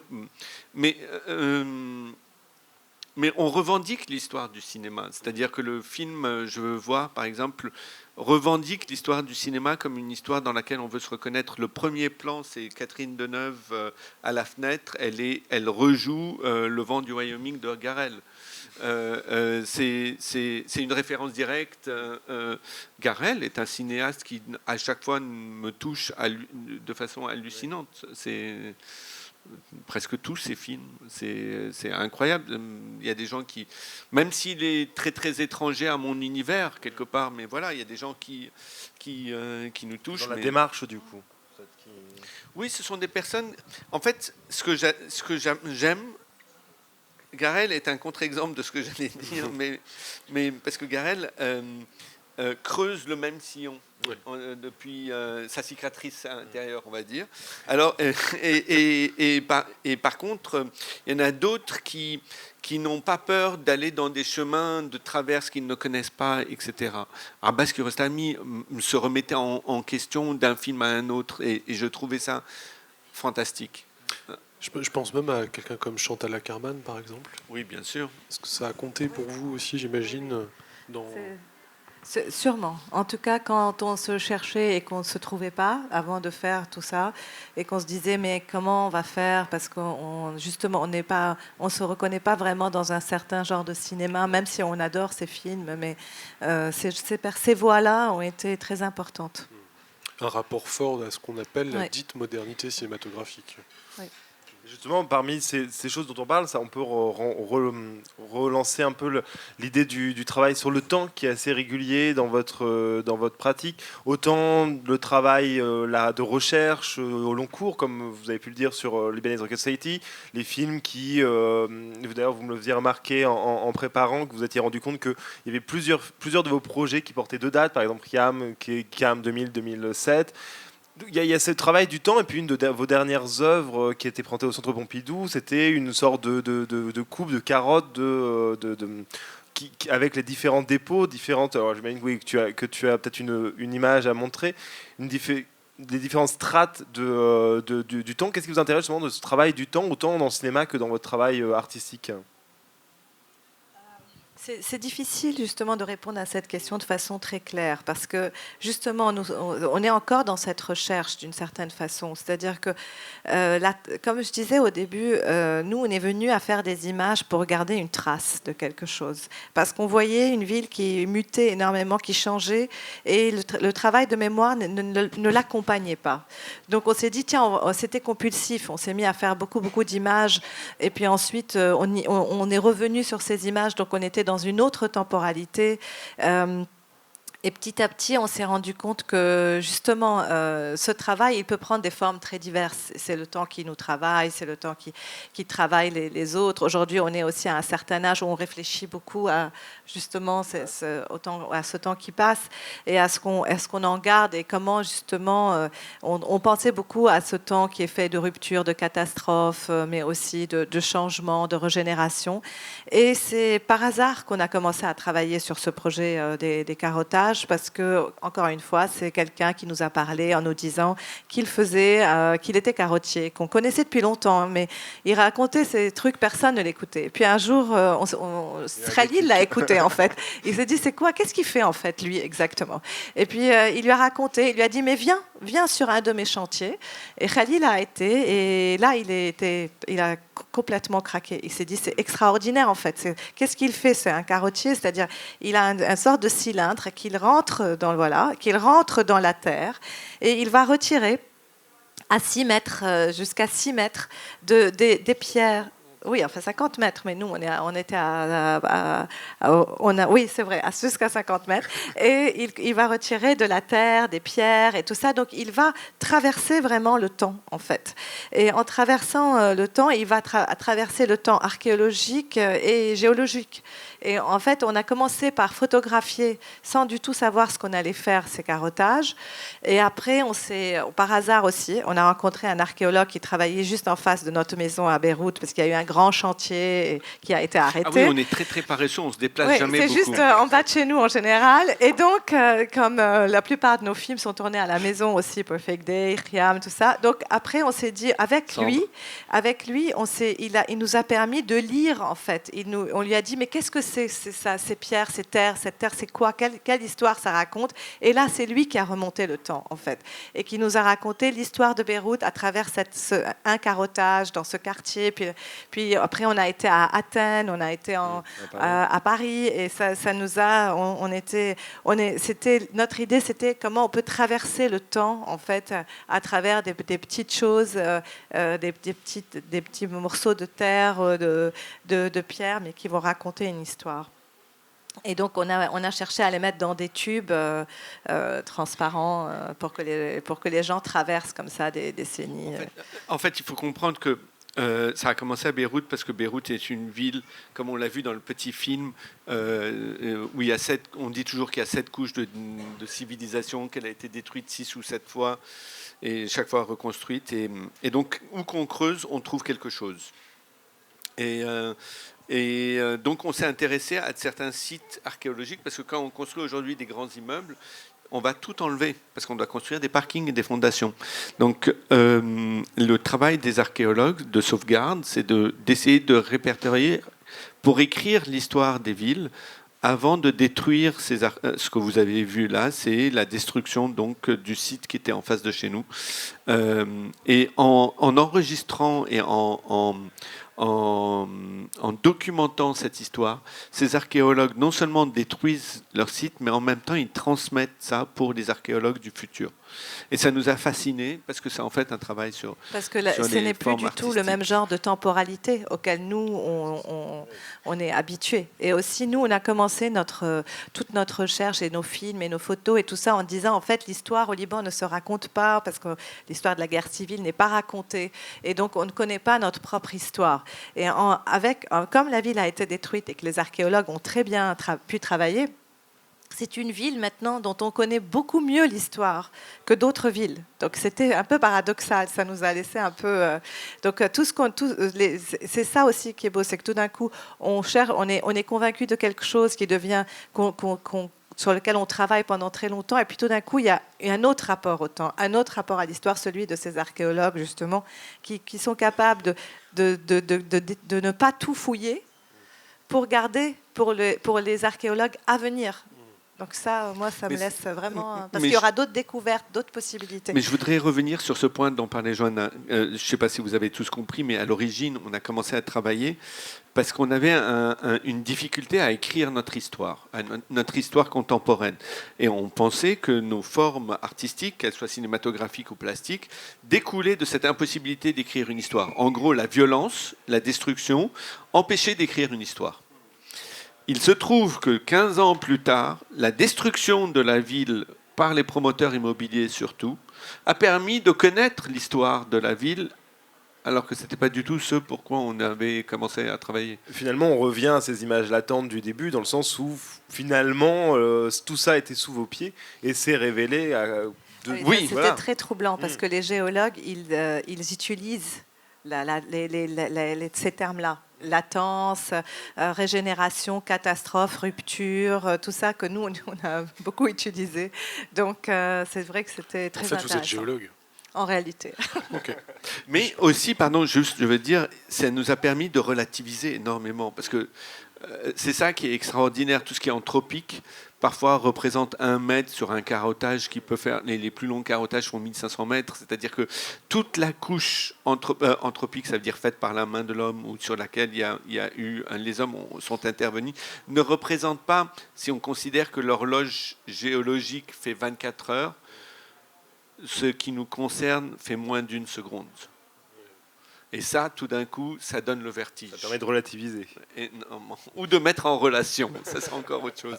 Avant d'ouvrir évidemment la discussion aussi à vous dans le public, peut-être revenir sur une chose importante, ce qu'il se passe à la fois depuis le 17 octobre au Liban, à Beyrouth.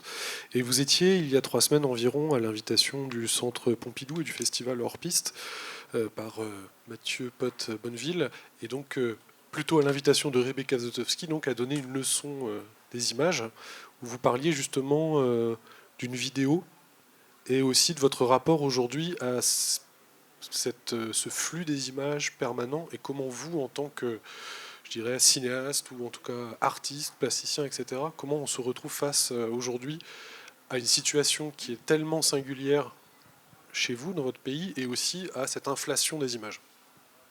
Peut-être qu'il faudrait rappeler aussi, peut-être pour ceux qui ne sont pas totalement au fait de ce qui s'est passé depuis le 17 octobre, justement. Oui, il y a une sorte, nous on l'appelle révolution, soulèvement, enfin certains autres cinéastes l'appellent soulèvement, nous on l'appelle révolution parce que tout d'un coup il y a une très grande partie de la population qui ne supporte plus la situation et qui demande la démission de ces anciens chefs de milice ou ces leaders qui nous gouvernent depuis très longtemps et qui sont tous plus ou moins corrompus, extrêmement. Donc c'est vrai qu'il y a une jeunesse incroyable qui est dans les rues. Il y a un mouvement de révolte dont on a toujours rêvé et qui tout d'un coup est là.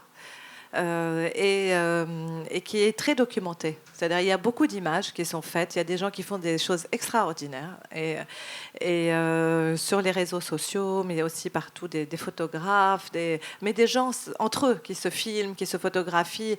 Et nous, en fait, c'est quelque chose, ce flux et cette révolution horizontale, liquide, comme on dit, nous, on l'accompagne, mais on s'est retrouvés, Khalil et moi, dans la situation d'être en train de finir un film de fiction comme on n'en avait pas fait depuis très longtemps pendant cette révolution. Et un film qui se déroule dans les années 80 et qui est basé sur des journaux que j'ai écrits à ma meilleure amie dans ces années-là et des photos que Khalil a faites aussi et qui est un peu une histoire, un peu de transmission de ces années-là. Donc c'était un moment assez étrange pour nous personnellement, mais en même temps dont on est très heureux. C'est très dur, ce qui se passe au Liban, c'est très triste, c'est très inquiétant. Il y a un grand effondrement qui nous bouleverse, mais qui en même temps, un peu comme ce qu'on disait, il y a pour moi une possibilité de régénération comme jamais. Donc je reste positive, mais je ne fais pas encore des images sur ça. D'abord parce que ce n'est pas tout à fait notre mode de fonctionnement, on a besoin de temps. Ensuite, parce que beaucoup d'autres en font de magnifiques. Donc moi je les regarde, c'est bien aussi. de ne pas en faire certains qui sont continuellement sur le terrain, plus que ce que moi j'aurais voulu l'être plus, mais eux le sont continuellement. Ils portent cette révolution et donc ils portent ces images aussi. Donc nous, on les reçoit. Rien à rajouter, Ralil? Je sais pas si tu veux rajouter un mot. Oui. Ou alors sinon on va laisser la parole donc à vous si vous avez des questions. Est-ce qu'il y a un micro? Oui, il y a un micro qui va circuler. Donc vous pouvez lever la main pour vous signaler. Et poser des questions sur tout ce que vous voulez, ce qu'on a pu dire, sur le court-métrage que l'on a vu, sur la situation au Liban aujourd'hui. Vous êtes libre. N'hésitez pas. Non, pas du tout de questions. Ah si, il y en a une.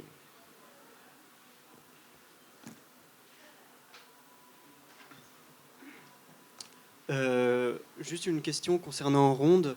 Je voulais savoir si, comme vos autres productions, vous avez d'abord beaucoup préparé, cadré le sujet, et puis ensuite laissé l'interprète beaucoup plus libre, parce qu'il y a quand même cette question que c'était un court-métrage, vous aviez que 7 minutes.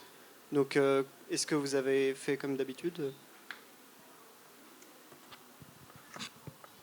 Oui, on a fait comme d'habitude. Dans le sens où il y a bien un script assez précis, étant donné qu'on pouvait, comme vous voyez, chaque plan, on tourne à chaque fois à peu près à 90 degrés autour de lui. D'accord ? Donc il y a 5 positions. Donc non, c'est pas 90 degrés, mais bon, c'est pas grave. Mais à l'intérieur, c'était un canevas. Parce que c'était une personne dont on est très proche, donc on lance des directions de conversation, de recherche. On discute beaucoup avant. En discutant avant, on défriche un terrain, on oriente une conversation, on envoie des références. Mais après, la façon dont lui va venir le dire, ça devient quelque chose de totalement personnel, parce que ce sont ses mots. Ce sont ses mouvements, ce sont ses actions. Donc, par exemple, la blague sur Titanic. Oui, bien sûr. C'est son genre d'humour. Mais c'est son genre d'humour. On est ensemble en train de chercher, en disant, ben voilà, etc. Ça, c'est sur l'idée de la voiture, de l'importance de la voiture. Il y a cette conversation qui doit être dite à un moment. Comment on pourrait la dire, comment on cherche. Donc, c'est extraordinaire de collaborer avec un acteur. Parce que il nous amène pas simplement ces images dans le sens ces représentations, mais il incarne les mots. Et c'est ça le plus difficile pour nous. C'est comment tout notre travail est un travail d'incarnation. Comment j'arrive à croire à ce que la personne en face de moi me dit, que je ne sente pas que c'est construit, je vais dire. Donc il faut que j'ai l'impression que c'est juste. Tout notre travail est sur ça. C'est ça, c'est très difficile ça au cinéma en fait, de faire confiance, de se dire avec lui c'est plus simple parce qu'on se connaît bien, on écrit ensemble, on a fait beaucoup de choses, donc on sait qu'il va le. Mais c'était 2 jours de tournage et 2 jours de montage, donc il fallait être quand même assez intelligent. C'était le rythme télé aussi, c'est-à-dire on arrive à une certaine heure, on part à une certaine heure. On ne peut pas rester la nuit, comme d'habitude. Donc il faut être très, très efficace. Et donc on s'est dit, on a un petit peu mis ça en scène, et puis ensemble, on a, par exemple, l'enfant, ça c'était aussi un truc qu'on avait un peu chorégraphié ces moments-là. Différemment. Mais disons que dans ce cas-là, c'était un petit peu différent de Je veux voir, par exemple, où il y avait aussi Rabia, et avec lequel on est très proche, et Catherine Deneuve qu'on ne connaissait pas du tout. Donc on s'est dit, bon, là, on va écrire un scénario très, très précis, et on a fait des repérages extrêmement précis, mais on va leur demander d'absolument pas lire le scénario. Et au début du film, ils devaient se rencontrer, on ne va pas les présenter l'un à l'autre. Donc ils arrivent chacun, ils sont restés dans leur chambre le premier jour, et il n'y avait pas de fête de début de tournage, et donc ils se rencontrent vraiment devant la caméra. Et on va voir si ça marche. Si ça marche, cette rencontre, et si ils arrivent à rentrer dans cette voiture et à conduire un moment sans du tout savoir ce qu'ils vont se dire, mais qu'il se passe quelque chose, on continue ce même système, par exemple. Et Mais un là-dessus, c'était conditionnement. très intéressant, ce qu'ils ont fait l'un et l'autre. Parce Il y a- qu'au début, moi, j'étais avec Rabia, je lui parlais, et lui, il parlait avec Catherine. Donc, on leur disait des trucs. Et comme ils se sont retrouvés dans la voiture, là, à côté de l'autre, aussi intimidés l'un par l'autre, ils se sont mis à redire ce que nous, on leur avait dit, parce qu'il y avait une caméra et tout. Et donc mais à leur façon. C'était vraiment bien pour ça. Du coup, plus rien à rajouter. Je pense sur la question du regard et du voir aussi. On n'a pas trop parlé de Perfect Day, mais il y a ce moment très très beau où le personnage principal est dans la voiture avec voilà, son ex. C'est une situation compliquée et elle le quitte avant qu'il ne se passe encore une fois quelque chose et il enfile ses lentilles de contact. Je trouve que c'est un moment... À elle, ouais. Et je trouve que vous avez toujours quand même cette question du regard il y a- et de la pulsion scopique. Mais il y a la pulsion scopique, mais il y a aussi tout le temps le besoin d'une médiation, le besoin de l'autre. On parlait tout à l'heure de l'archéologue qui nous a permis de voir, du géologue qui nous a permis de voir. Parce que sinon, c'est de la boue. Lui, il va nous dire, bah non, c'est pas de la boue, ça c'est des traces de l'âge de pierre, de l'âge de fer, etc. Sinon, pour nous, c'est rien. Et donc, cette nécessité de passer par le regard de l'autre, ça vient peut-être du fait qu'on travaille ensemble. C'est-à-dire qu'on n'arrête pas de dialoguer, dans le sens où on ne se fait aucune concession. D'accord ? Donc, ce n'est qu'un travail continuellement... Pardon, il faut que je le tienne comme ça. La seule concession, c'est ce micro aujourd'hui. Donc, c'est ce travail de collaboration, mais dans le sens, en France, collaborateur, c'est généralement en dessous. Mais nous, collaborateurs, c'est vraiment un truc qu'on fait ensemble. C'est un travail ensemble, c'est un projet de vie. Donc, on n'a jamais pensé faire carrière là-dedans. On a pensé vivre. D'ailleurs, on ne savait pas que ça allait durer aussi longtemps. Et donc, on est happé par ces réalités qu'on rencontre et qui nous entraînent sur des chemins qu'on ne connaît pas. Pour Perfect Day, c'est quand on a beaucoup aimé quelqu'un et qu'on n'est plus avec cette personne, mais qu'on ne supporte pas, en fait, de ne plus la voir. Et moi, je suis myope. Ça ne se voit pas, mais je suis très myope. Et je porte des lentilles. Et il y a une chose que j'adore, je ne sais pas si les myopes porteurs de lentilles le font aussi, c'est enlever mes lentilles quand je suis en voiture. Parce qu'on voit pas en conduisant bien sûr, mais passagers. Et je disais toujours à Khalil, c'est tellement génial, et toi t'es pas myope, tu pourras jamais vivre ça et tout. Et donc on s'est dit, et comment transmettre à l'autre ce qu'on voit en fait. Et dans cette histoire d'amour, lui, il n'a plus que en fait cette vision.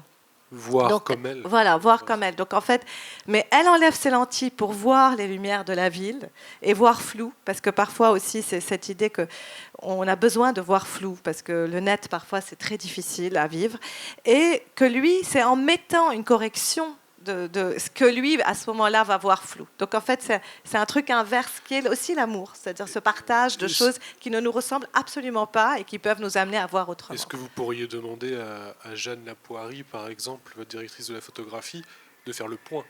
Bien sûr. Ouais. Non, l'idée, c'est qu'on a cherché très longtemps comment faire. Parce que la caméra nous donnait des triangles. C'était catastrophique. En fait, donc, les diaphragmes sont des formes géométriques, donc il fallait avoir les ronds. Voilà. Il y a un peu de recherche.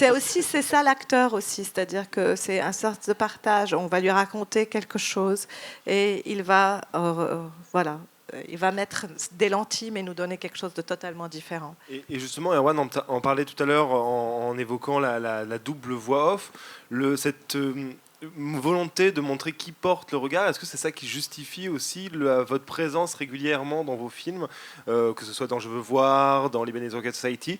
Qu'est-ce qui fait que vous avez envie qu'on vous voit dans le film ou qu'on vous entende, justement?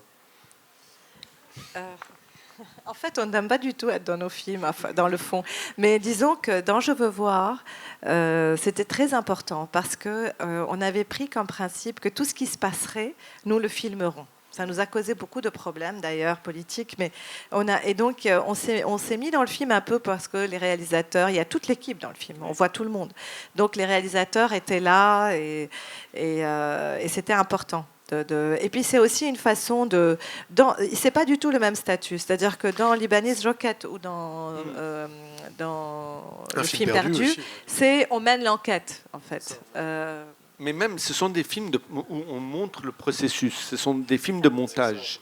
Donc voilà, en montrant le processus, on est obligé d'être dedans. Et c'est pas toujours évident, surtout quand le temps passe après. Et donc je suis obligé de me mettre dedans parce que le film change en le faisant. Donc voilà, c'est... Surtout que dans un film perdu, malheureusement, il n'est pas montré là pour le festival, mais Je l'ai perdu. On l'a fait exprès de vous en parler beaucoup, parce que comme ça, vous allez essayer de voir. de le chercher. Et en fait, dans ce film, il y a aussi cette question de avoir enregistré des images, de les revoir et d'y découvrir quelque chose d'autre. Notamment quand on est au Yémen, dans cette, on pourrait dire ça, salle de cinéma où il y a encore des bobines, etc. Et là, vous travaillez en plus sur le suspense, c'est très intéressant, je trouve, cette séquence. En fait, c'est dans le film qu'on a fait au Yémen, donc comme vous avez compris, on nous a volé ces bobines, on a été les chercher, et on s'est dit, on va seulement suivre là où ces films ont été. Et donc, ils ont été, bien sûr, dans un parcours de cinéma. Nous ne connaissions pas le Yémen c'est sublime. On est tombé totalement amoureux du Yémen. Et donc, en fait, pendant très longtemps, Sanaa est une ville où il n'y avait pas de cinéma. Et Aden, donc c'était deux villes séparées politiquement. Aden, il y avait des films. Mais maintenant, elles sont unifiées. Le Yémen nord et sud est unifié. Et il y a presque très peu de production cinématographique. C'est aussi ça qui nous avait intéressés. C'est de se dire, dans cette ville du monde arabe, où on sait très bien que le cinéma n'est pas... l'image est très problématique. Qu'est-ce qui a volé ce film ? Donc c'est pour ça que nous partons à sa recherche. Et là, on rencontre justement des gens extraordinaires, dont le directeur de la cinémathèque de Sanaa, qui garde des affiches de films qui est considérés en Occident pas comme des chefs-d'œuvre, mais lui, il les garde précieusement, et des gens incroyables. Et en recherchant justement cette copie-là, comme on a très peu d'images, parce qu'on n'a fait que des repérages, on met beaucoup de noir en fait. Et le noir devient une figure très importante dans le film. Le noir, le non-savoir qu'on peut avoir sur une société, le non-savoir qu'on peut avoir sur nos propres pratiques, sur tout ça. Et c'est une façon de nous réinterroger. Comment on fait des films ? Comment on regarde qui on est, en fait ? Comment on est perçu dans ces milieux-là ? Et c'est très intéressant parce qu'on est continuellement, c'est déjoué. C'est un film où vraiment notre position est la plus fragile continuellement. Et voilà. Est-ce que vous avez... sauf si vous avez d'autres... Excuse-moi, je suis en train de perdre ma voix. Il y a deux questions. Si vous avez d'autres questions ou remarques. Oui. Le micro. Alors, attendez 2 petites secondes, le micro. Merci. J'ai juste une question parce que c'était par rapport à Je veux voir et par rapport aux conditions de tournage, au fait qu'il vous arrive des choses sur lesquelles vous allez réagir sur le moment parce qu'il y a des imprévus, des choses qui arrivent par effraction comme ça et qui font partie du film.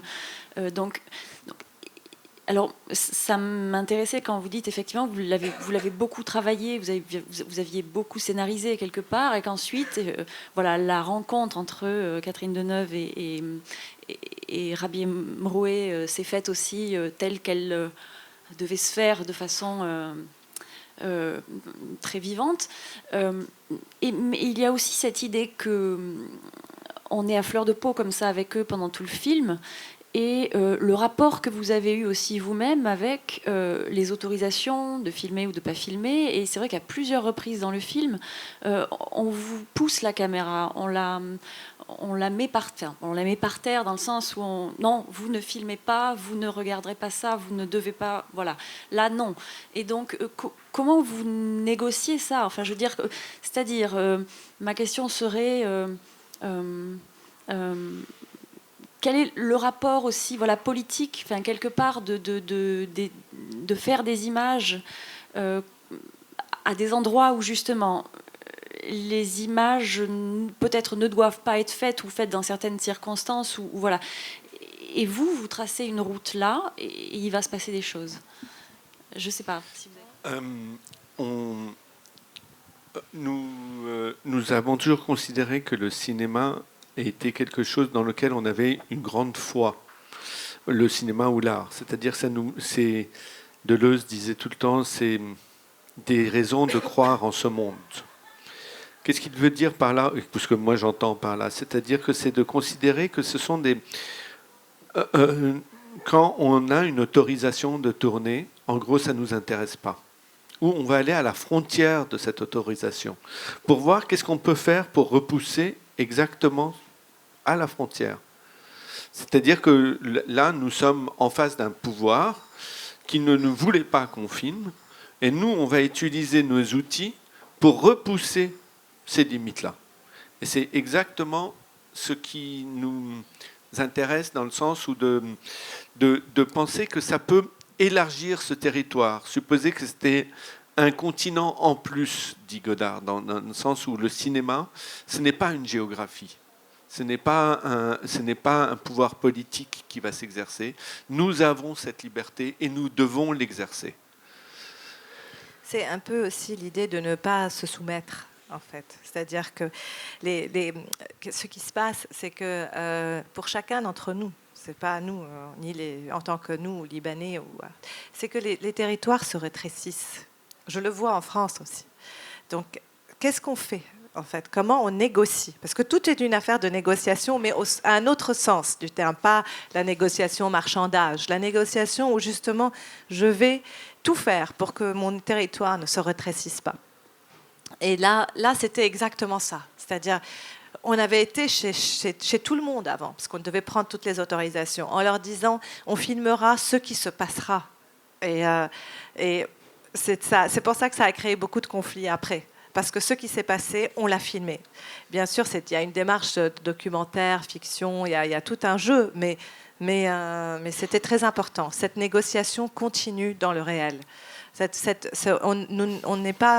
ne se soumet pas à ce qui se passe. C'est ça aussi pour moi être cinéaste.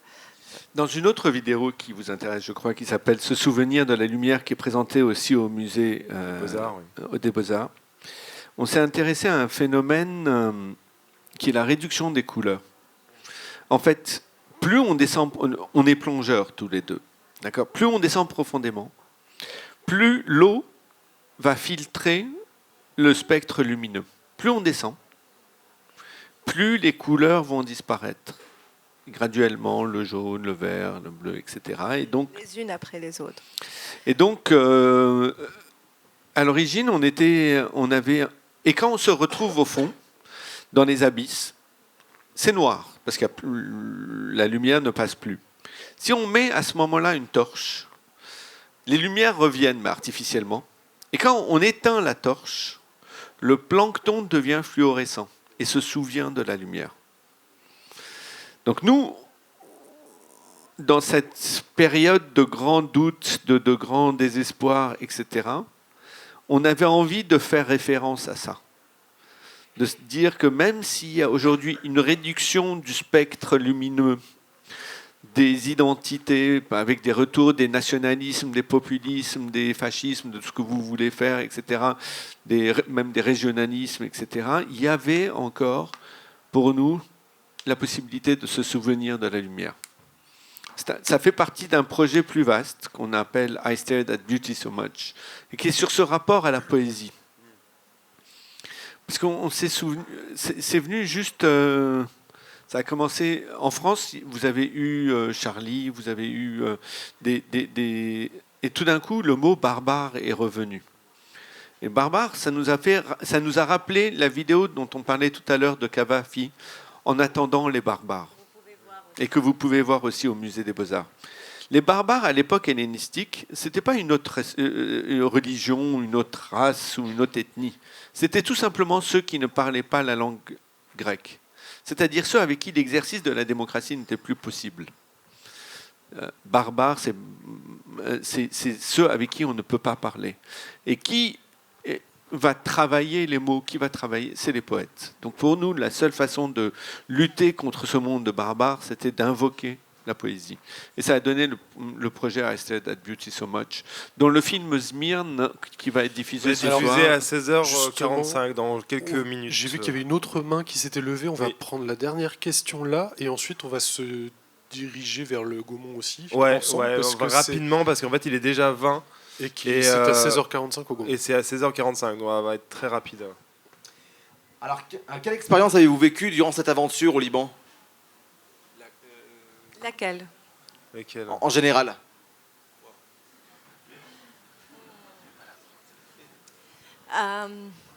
Je pense que... Ah, tu veux répondre? Ouais. Il paraît que j'ai trop parlé. C'est en fait une question... Oui, Pas simple. 50-50.